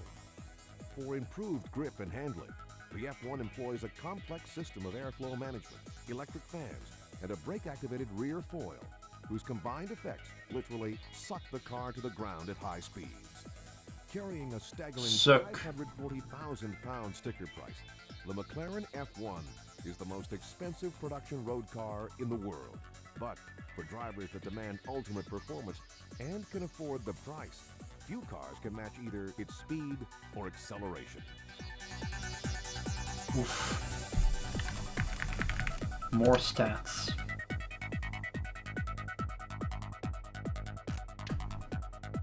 Although founded in 1989, Damn. the history of McLaren cars actually began decades earlier, during the outstanding racing career of the late Bruce McLaren.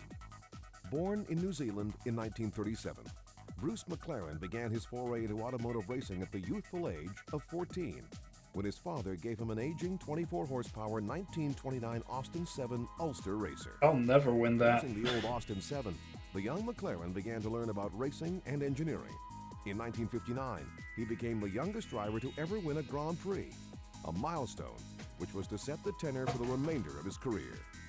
With the formation of Bruce McLaren Motor Racing in 1964, he and his team began their conquest of Formula One and founded a dynasty which stands to this day. I still have my thick chocolate McLaren cookie. also dreamt of producing a road-going sports car, but sadly, he was killed in a tragic testing accident in 1970. Yet his dream and the team lived on, dominating the sport and becoming the most successful Grand Prix team ever in 1993.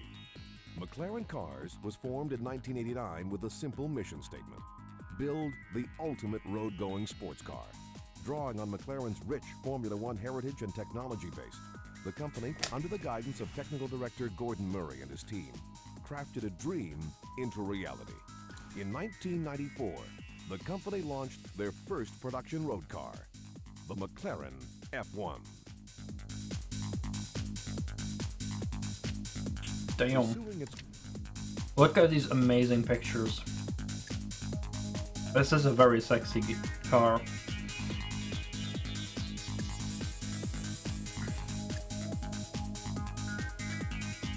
Fun fact, the driver sits in the middle.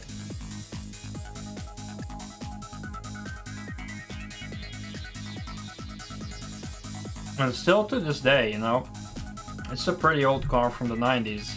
And it's still an impressive car to this day.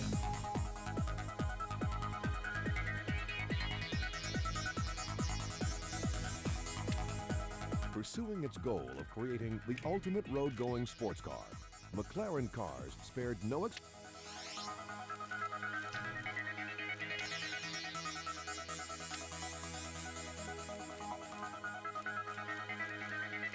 Why do I put in cheats?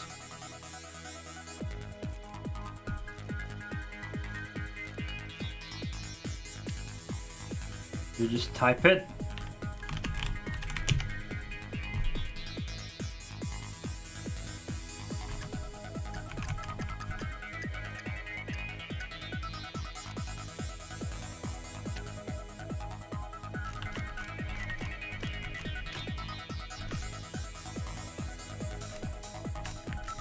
It's not. What else we got? We got the Ferrari F50.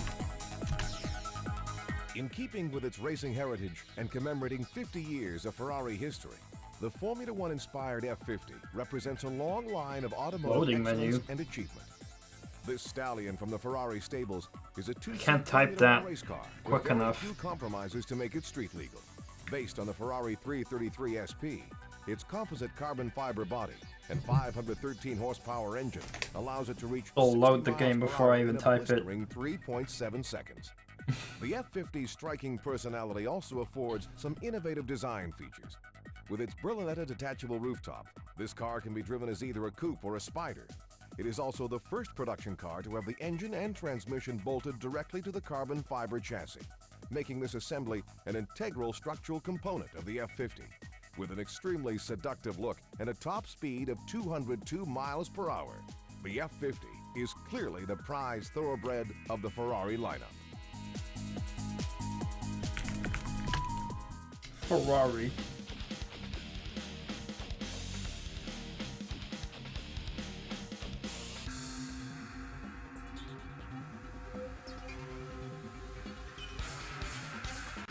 I mean, it's basically an F40, but a rounder.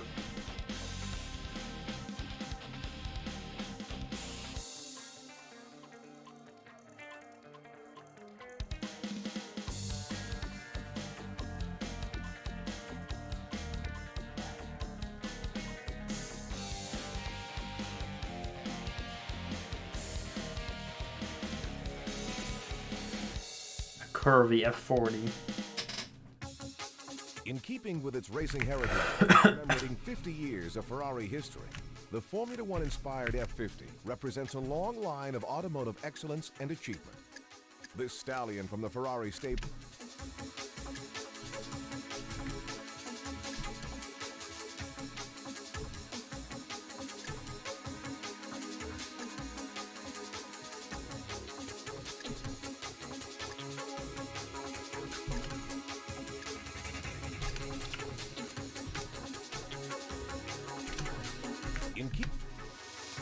with a tradition of producing some of the world's fastest and most exotic sports cars, it is no surprise that Ferrari has a rich lineage of competitive. The legacy began in 1919, when Enzo Ferrari made his racing debut at Parma Bercetto. His natural talent and racing achievements allowed him to establish a relationship with Alfa Romeo. 10 years later, Enzo Ferrari founded Scuderia Ferrari, which was dedicated to organizing races for its members.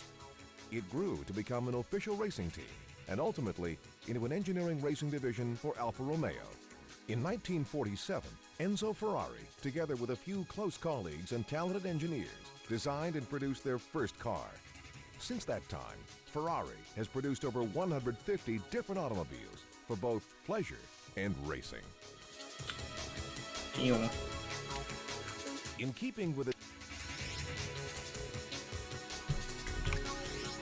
Oh yeah, this Ford. I never saw this Ford, like, outside of this game ever.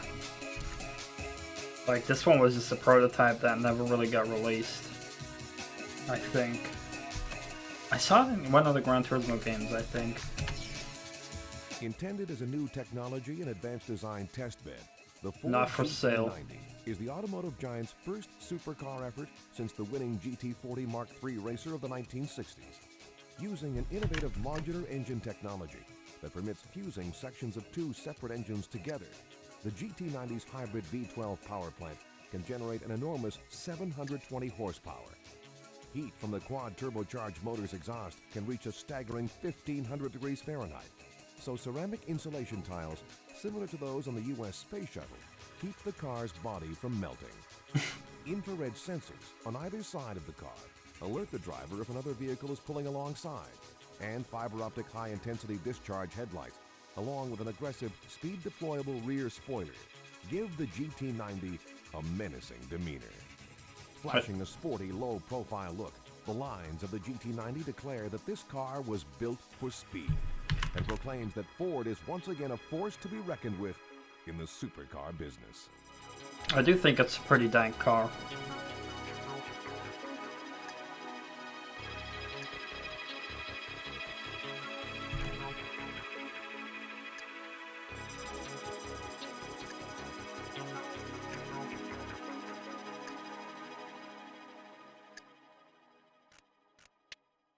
Intent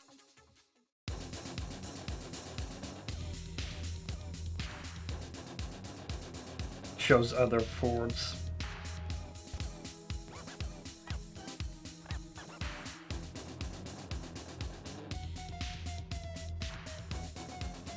Wonder how many of these there are. Maybe just one.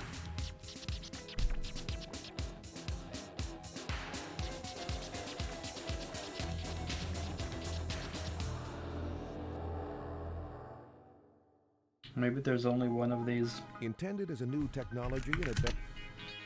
Oh, the GT40, the classic one. Oh, that's such a beautiful car. The same year that the Wright brothers flew at Kitty Hawk, the fledgling Ford Motor Company introduced its very first production automobile, the $850 two-cylinder Model A. Over 93 years later, Ford has produced a staggering 250 million vehicles worldwide and has annual sales which exceed the gross national product of many industrialized nations.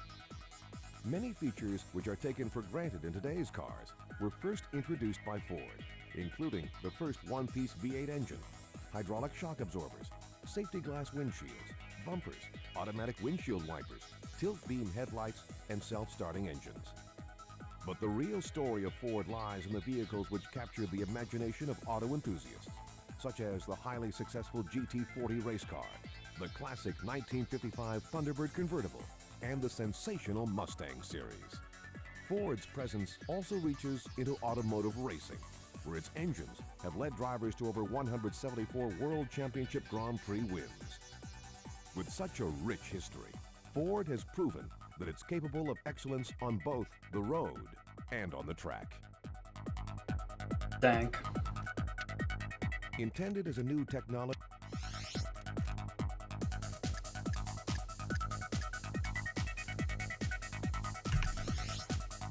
Lotus GT1.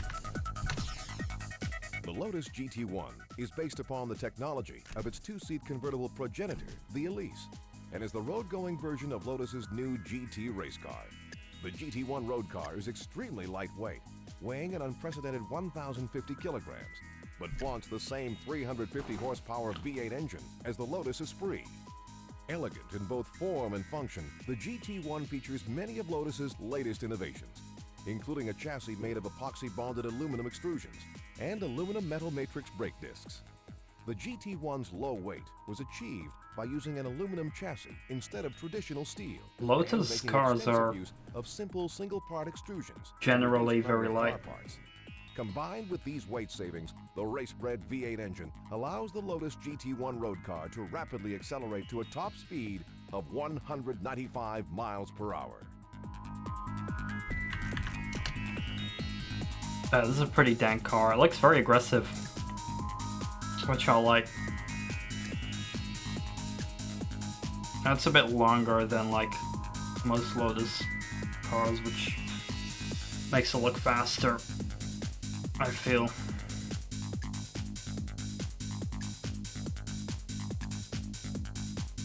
So that rear windshield is pretty dank. The Lotus GT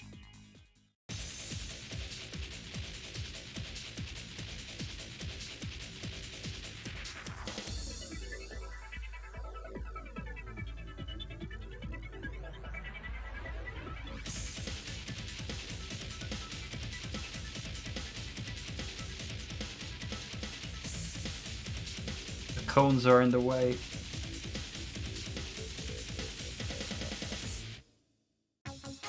The Lotus GT1, founded by the late Colin Chapman in 1948, Lotus is one of the most eminent forces in racing history and automotive innovation.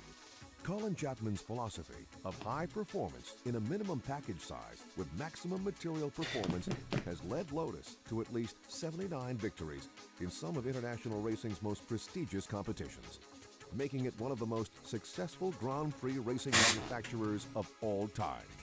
Unique in that it does most of its own vehicle design and manufacturing in-house, Lotus has introduced such technological firsts as the Chapman strut suspension, the first twin chassis cars, and the first epoxy-bonded extruded aluminum chassis cars. Lotus has historically applied the advances learned from its vibrant racing heritage to produce some of history's most enjoyable road-going sports cars, and continues to push the envelope for both professional drivers and thrill-seekers alike. The Lotus G... Yeah, we're gonna watch all of it. Oh wait.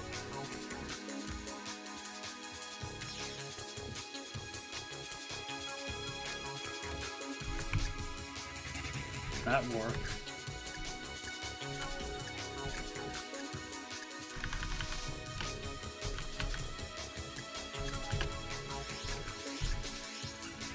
Ooh, another Ferrari. Backseat gaming. That's basically like when you keep telling the streamer what to do.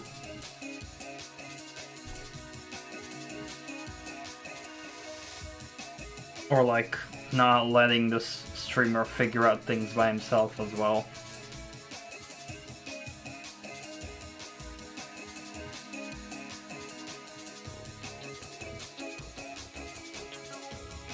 So I guess it's like technically like, you know, it can be done in a helpful way, but it's not always, you know, needed. Like, I prefer to always try and figure things out myself until I give up. But then I'll always let chat know if it's fine for them to like tell me what to do when I just give up. But it's definitely something that most streamers don't appreciate. It's like a highly annoying thing when someone in chat goes like, "Oh, do this, do that. You should do this. Go do that." You know. But I think that's highly understandable. With its dramatic, though tastefully restrained Pininfarina styling, the 355 F1 succeeds a long line of V8-powered Ferraris, from the original 308 to the most recent 348. The 355 F1's power plant is a 3.5-liter V8 of exceptionally advanced design. Boasting 5 valves per cylinder and double overhead cams, it develops a stirring 375 horsepower. Very impressive in a car that weighs less than 3,000 pounds. The V8 is mounted just aft of the cockpit, and this location gives the car extraordinary balance and weight distribution. This translates into superb handling and makes it one of the quickest cars through a slalom test course. High-speed stability is aided by a smooth aerodynamic underbody. The car also boasts an electro-hydraulic transmission system, a technology used in Formula One cars. The combination of this gearbox, the ability to change gears using controls on the steering wheel, and the absence of a clutch pedal provides the car with improved performance by cutting in half the time it takes to shift through the gears. Straight-line performance matches handling. This flyer from Maranello will top 60 miles per hour in a brisk 4.5 seconds, and top speed is an equally impressive 183 miles per hour. Outstanding ABS brakes help to keep all this performance under control. Although the 355 F1 is the most affordable automobile in the legendary Italian automaker's lineup, it's still very much a Ferrari. It's a super badass Ferrari. Like, I love the like the 512 kind of Ferraris. Like the Testarossa and stuff. They say 300 pounds? It says they're less than 3,000, but I don't know.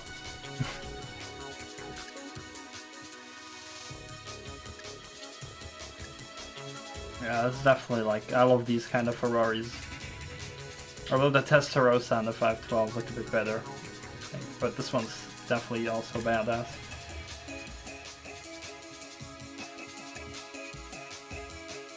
Hell yeah.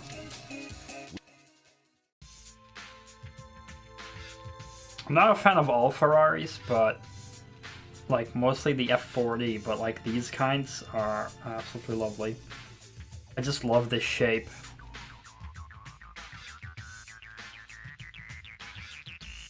Big fan of this kind of shape.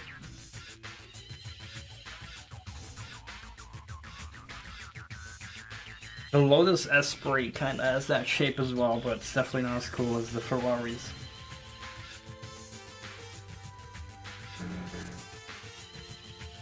And I'm just a sucker for like headlight stat. With its dramatic, though That like close, with a tradition like of the producing F40 some as well. of the world's fastest and most exotic Yeah, the sports cars, F12 is a bit it's no cooler. surprise that Ferrari has a Think. rich lineage of competitive auto racing. The legacy began in 1919 when Enzo Ferrari made his racing debut at Parma Briceto. His natural talent and racing achievements allowed him to establish a relationship But with it's Alfa the Romeo. same. This is the same history. Enzo Ferrari founded Scuderia Ferrari, which was dedicated It's the same story they though say. tastefully restrained. I already listened to that. With a Ford Indigo. That's probably the slowest car of the game. Is it?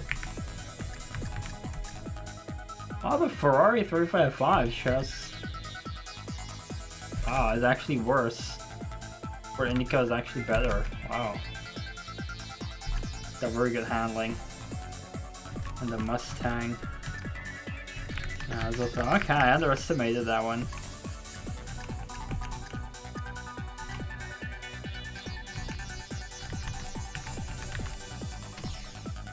Designed to bring the thrill of the racetrack to the road, the Ford Indigo is an extremely powerful and nimble two-seat roadster which draws heavily upon Indy and Formula One car design and construction, using Ford's latest engineering and aerodynamic techniques. Not available, 0200. In just 6 months, with the help of England's Reynard racing cars, the Indigo's exciting styling is indicative of an aggressive racer with flashy sports car qualities. Distinctive mirror-mounted fiber optic-based headlights provide improved visibility at night, and scissor-style doors swing up and out of the way, allowing the driver to step down into the car.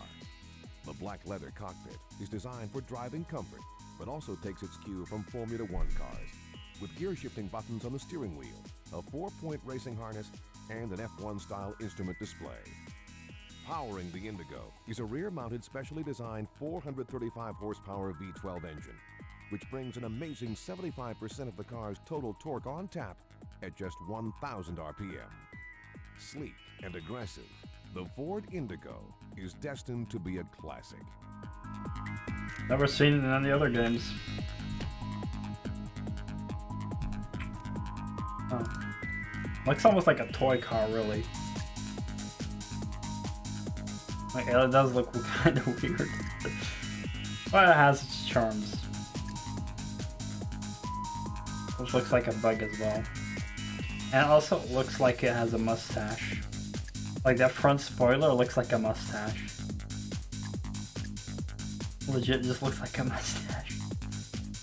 Car with a mustache, bro. Designed to bring the thrill.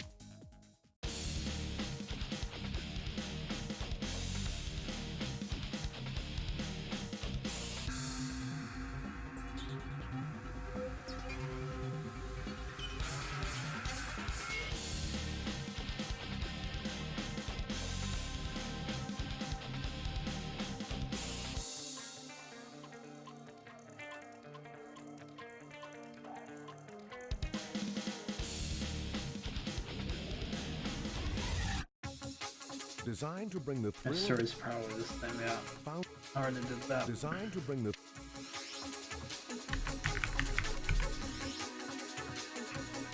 Mustang. Just found this car a bit out of place in the game. Ford developed the striking Mach 3 as a racy roadster with a striking appearance, gave it a powerful name and performance to match. It promises excitement and keeps that promise. The futuristic Mach 3 was inspired by Mustangs of the past, including the original 1964.5 pony car. Look closely and you'll find hints of the Mustang heritage in the open-nose grille, tail lamps, air scoops, and steering wheel. But the rest of the car is like an Aston Martin as well. And beyond.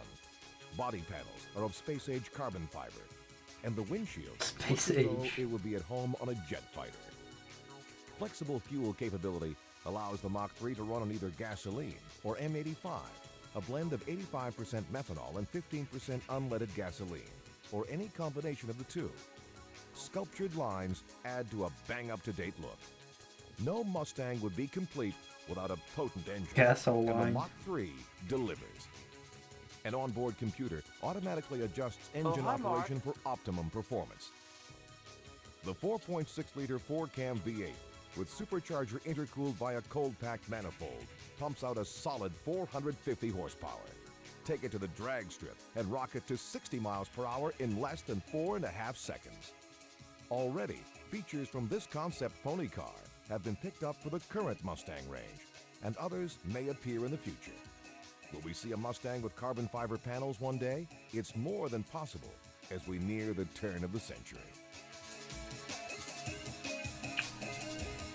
I don't know about the modern Mustangs. I know definitely there are some, but I don't know if they have that.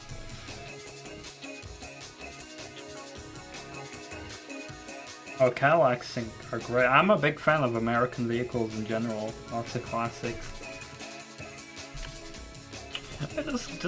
I mean, this thing doesn't look like a Mustang, but it does look pretty nice. It doesn't look like a Mustang. It's too round for a Mustang.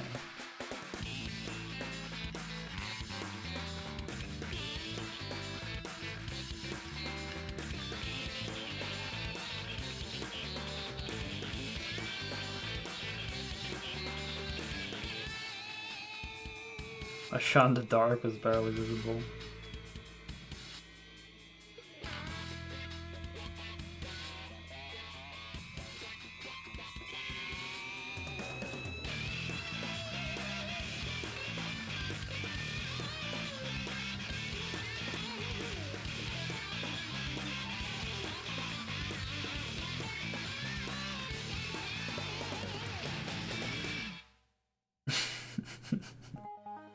Ford developed the Ford.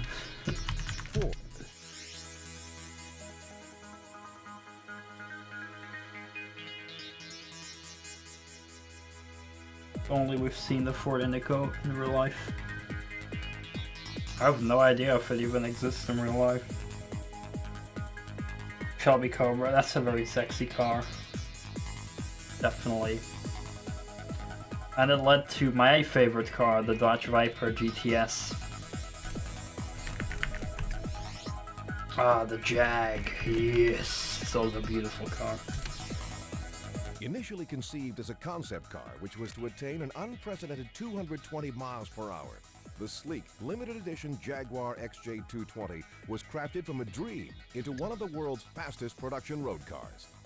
The XJ220's beautiful aerodynamic styling draws inspiration from such legendary Jaguar cars as the C and D types, the rare XJ13, and the famous XKE. While many supercars focus on performance at the expense of comfort, the XJ220 makes no such compromises. Beneath its curvaceous skin is the traditional Jaguar all-leather interior with a high feature specification that includes power windows and air conditioning. Derived from the JV6 twin-turbo racing engine, the XJ220's growling 542 brake horsepower V6 can make it leap from standstill to 60 miles per hour in less than 4 seconds and take it to a top speed of over 210 miles per hour. The XJ220 remains one of the world's greatest supercars, with streamlined looks and outstanding acceleration that provide a truly inspiring driving experience. Oh, this is an amazing car. I absolutely love this car. Absolute beauty. Oh, look at that. I mean, I can understand for some people this car might be off-putting if it's too long, but I'm fine with like long cars like this. Just makes them look fast. Oh, beautiful. Look at that absolute beauty.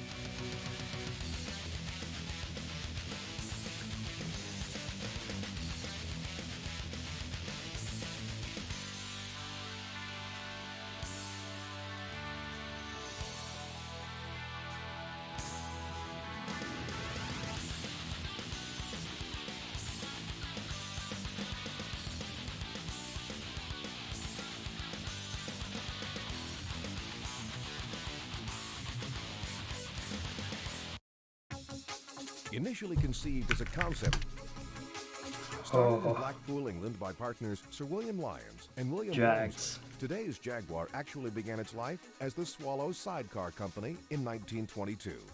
Known initially for its stylish motorcycle sidecars, the company first ventured into automobile manufacturing in 1928 with the Austin Swallow convertible and introduced its first sports car, the SS Jaguar 100, in 1936. The E-Type is also beautiful. Renamed Jaguar Cars Limited in 1945, the company over the years has introduced notable sports cars, such as the racing XK120 C-Type, the innovative D-Type, the enormously successful XKE E-Type, and the XJ13. Although circumstances caused Jaguar to take a break from racing after the 1956 season, it returned in the 1980s and has since produced such successful models as the XJR series and the powerful XJ220, and today remains one of Le Mans' winning manufacturers. Initially conceived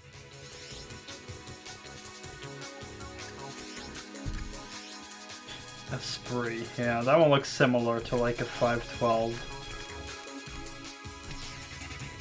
The Esprit A bit bigger, I think. is one of Lotus's highest performance production road-going cars to date. A lot It is cheaper. also one of the quietest.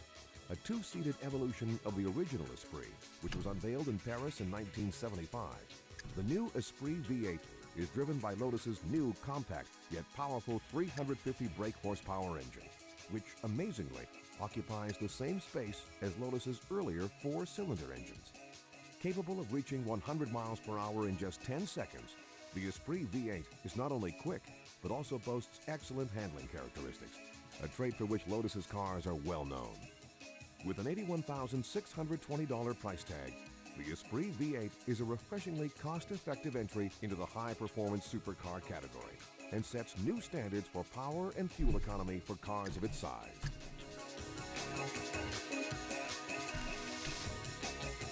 Yeah, especially on Lorette, it does look similar. I guess I don't like the spoiler on it. Not a fan of that spoiler. Look better without.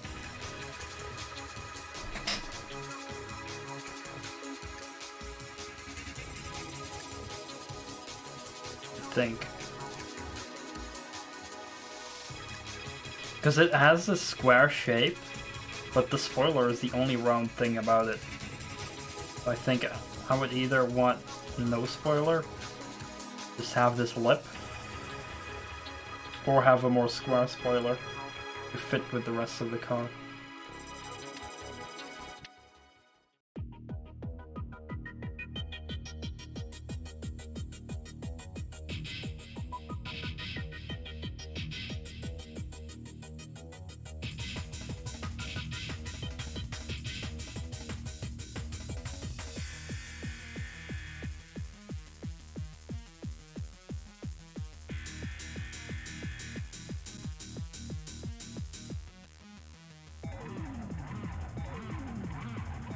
Some odd music.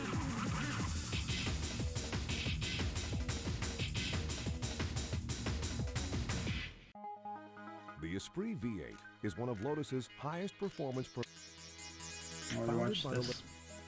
the- What else we got? Ooh. Oh, just a few more. Also, did I watch? Pursuing its goal of Yes. creating the ultimate road-going sports car.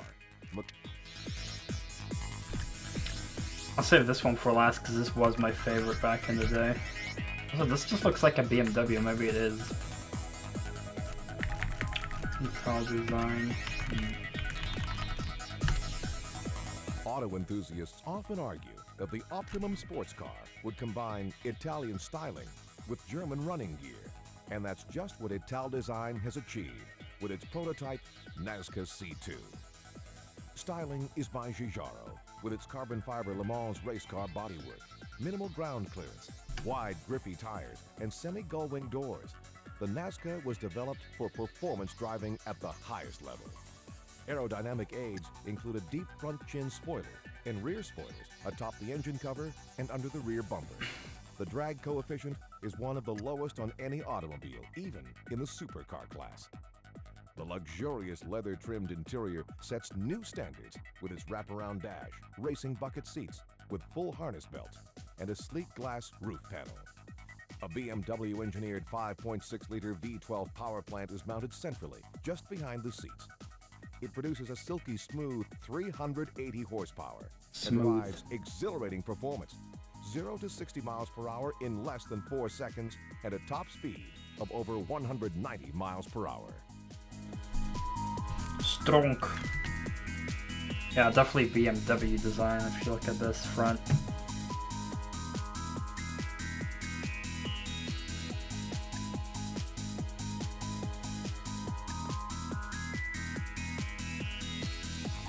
I like the glass roof. Big sucker for those.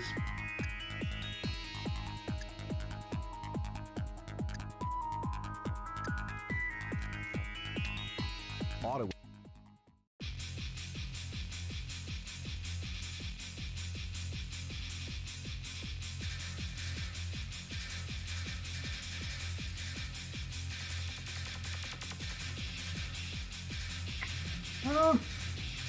I think they look fine. But it would look good if it would be black or just the same color as the car. Usually not a fan of carbon mirrors and shit though.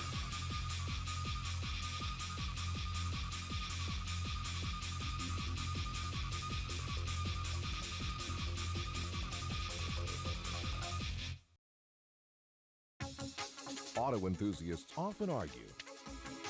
Intel Design, an independent Auto enthusiasts often argue. Started in 1968 by award-winning designer Giorgetto Giugiaro and his partner Aldo Mantovani, has created over 80 production car designs for the world's best-known manufacturers.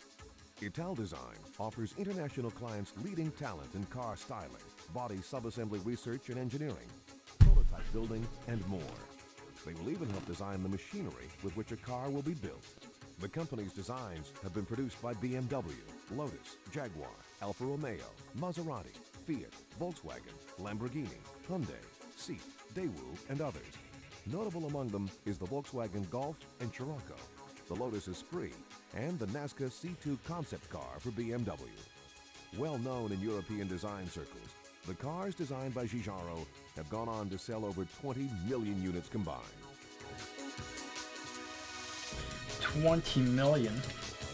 Auto enthusiasts often argue.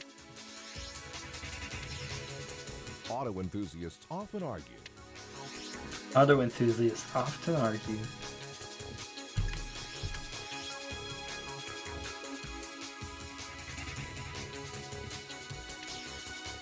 Hand-built in a small workshop in Leonberg, Germany, the Isdera Commendatore 112i defines the meaning of The a prototype rare, that is for sale. high-performance exotic supercar. The most distinct visual characteristics of the 112i are its long, Looks like a bulletproof Nissan. dramatic gull-wing doors for passenger entry and engine access, and an external rear-view mirror mounted above the driver's head. A novel velocity-sensitive electronic active chassis There's a mirror on improves handling at top. high speeds by automatically lowering the entire car by a full 3 inches. And rear downforce and traction are increased during braking at high speeds by an electronic rear spoiler. Powered by a customized 6-liter Mercedes V12, this two-seater's impressive 408 horsepower. No, we did all the can races. reach 60 miles per hour. We'll do in Carmageddon less after than this, though. 4.1 seconds. With a dazzling 212 mile per hour top speed, responsive yet stable controls, and sleek styling, the exotic Commendatore 112i is well worth the 6-month wait necessary for its construction. Damn. Sounds like a very rare car.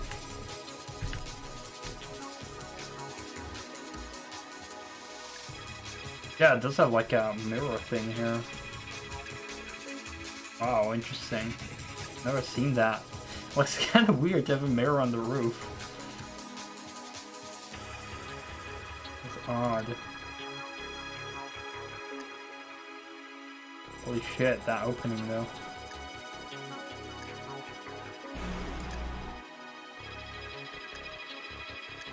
Pretty dank car. That mirror is so weird. Hand-built in a small There's no video of this. Leonberg, Germany. Although tiny compared to other supercar companies, Isdera has been designing and manufacturing some of the world's most distinctive exotics since 1982. Founded by Eberhard Schultz after working with Porsche and Mercedes-Benz, this multi-talented automotive engineer set out to build the ultimate sports car. Setting up shop in a former knitting mill near Stuttgart, Germany, Schultz adopted the old German Imperial Eagle as the symbol for his new company, Isdera. Using traditional construction techniques and materials, Isdera has produced rare exotics such as the award-winning Spider 033i, the sleek Imperator 108i, and the bullet-like Commendatore 112i. Believing that all cars should be built around a mid-engine configuration, Schultz's designs have mixed modern function Definitely looks with like a traditional bullet. forms, causing car enthusiasts to stand up and take notice. Schultz's cars are proof that one man's vision and determination can still create world-class performers which can go neck and neck with the latest supercars from larger manufacturers. No Hand-built in a frickin' video. hand That last one, which was my favorite back in the day.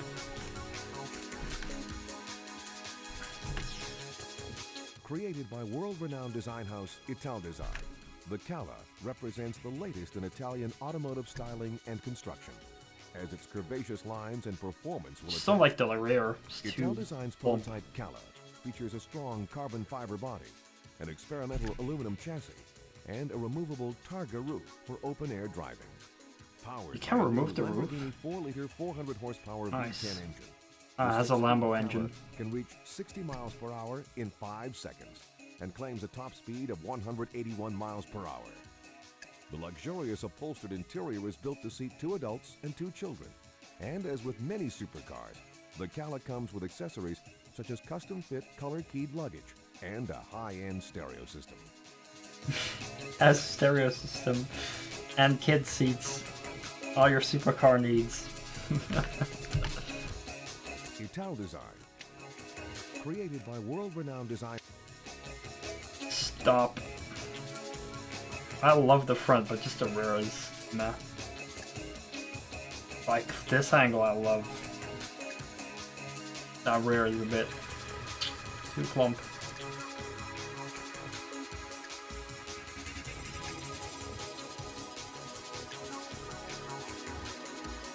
Yeah, this angle is beautiful.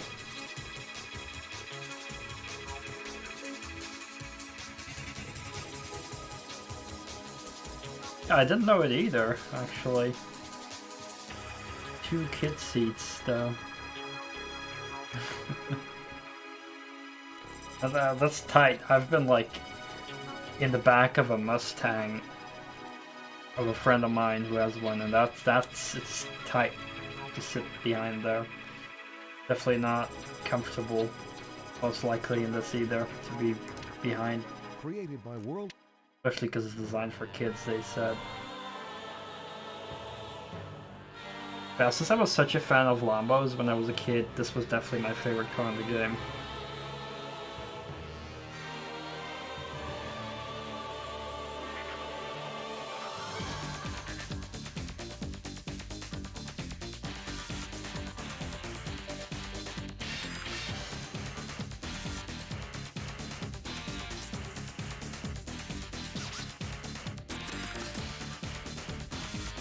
Again, that rear doesn't fit the car.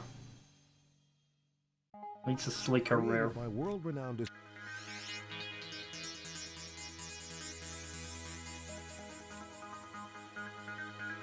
Alright.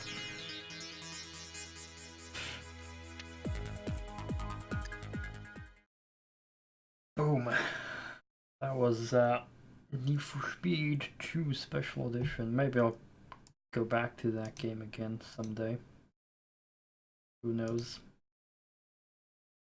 I know. Okay, hold on, it's leaving like a black box. Yeah. Boom. Like a lot of crap I left open in the background. Dealing with. I'm not gonna play Carmageddon with controller actually. I'm so used to playing that with the original keyboard keys, I'm just gonna do that. That's how dedicated I am to that game.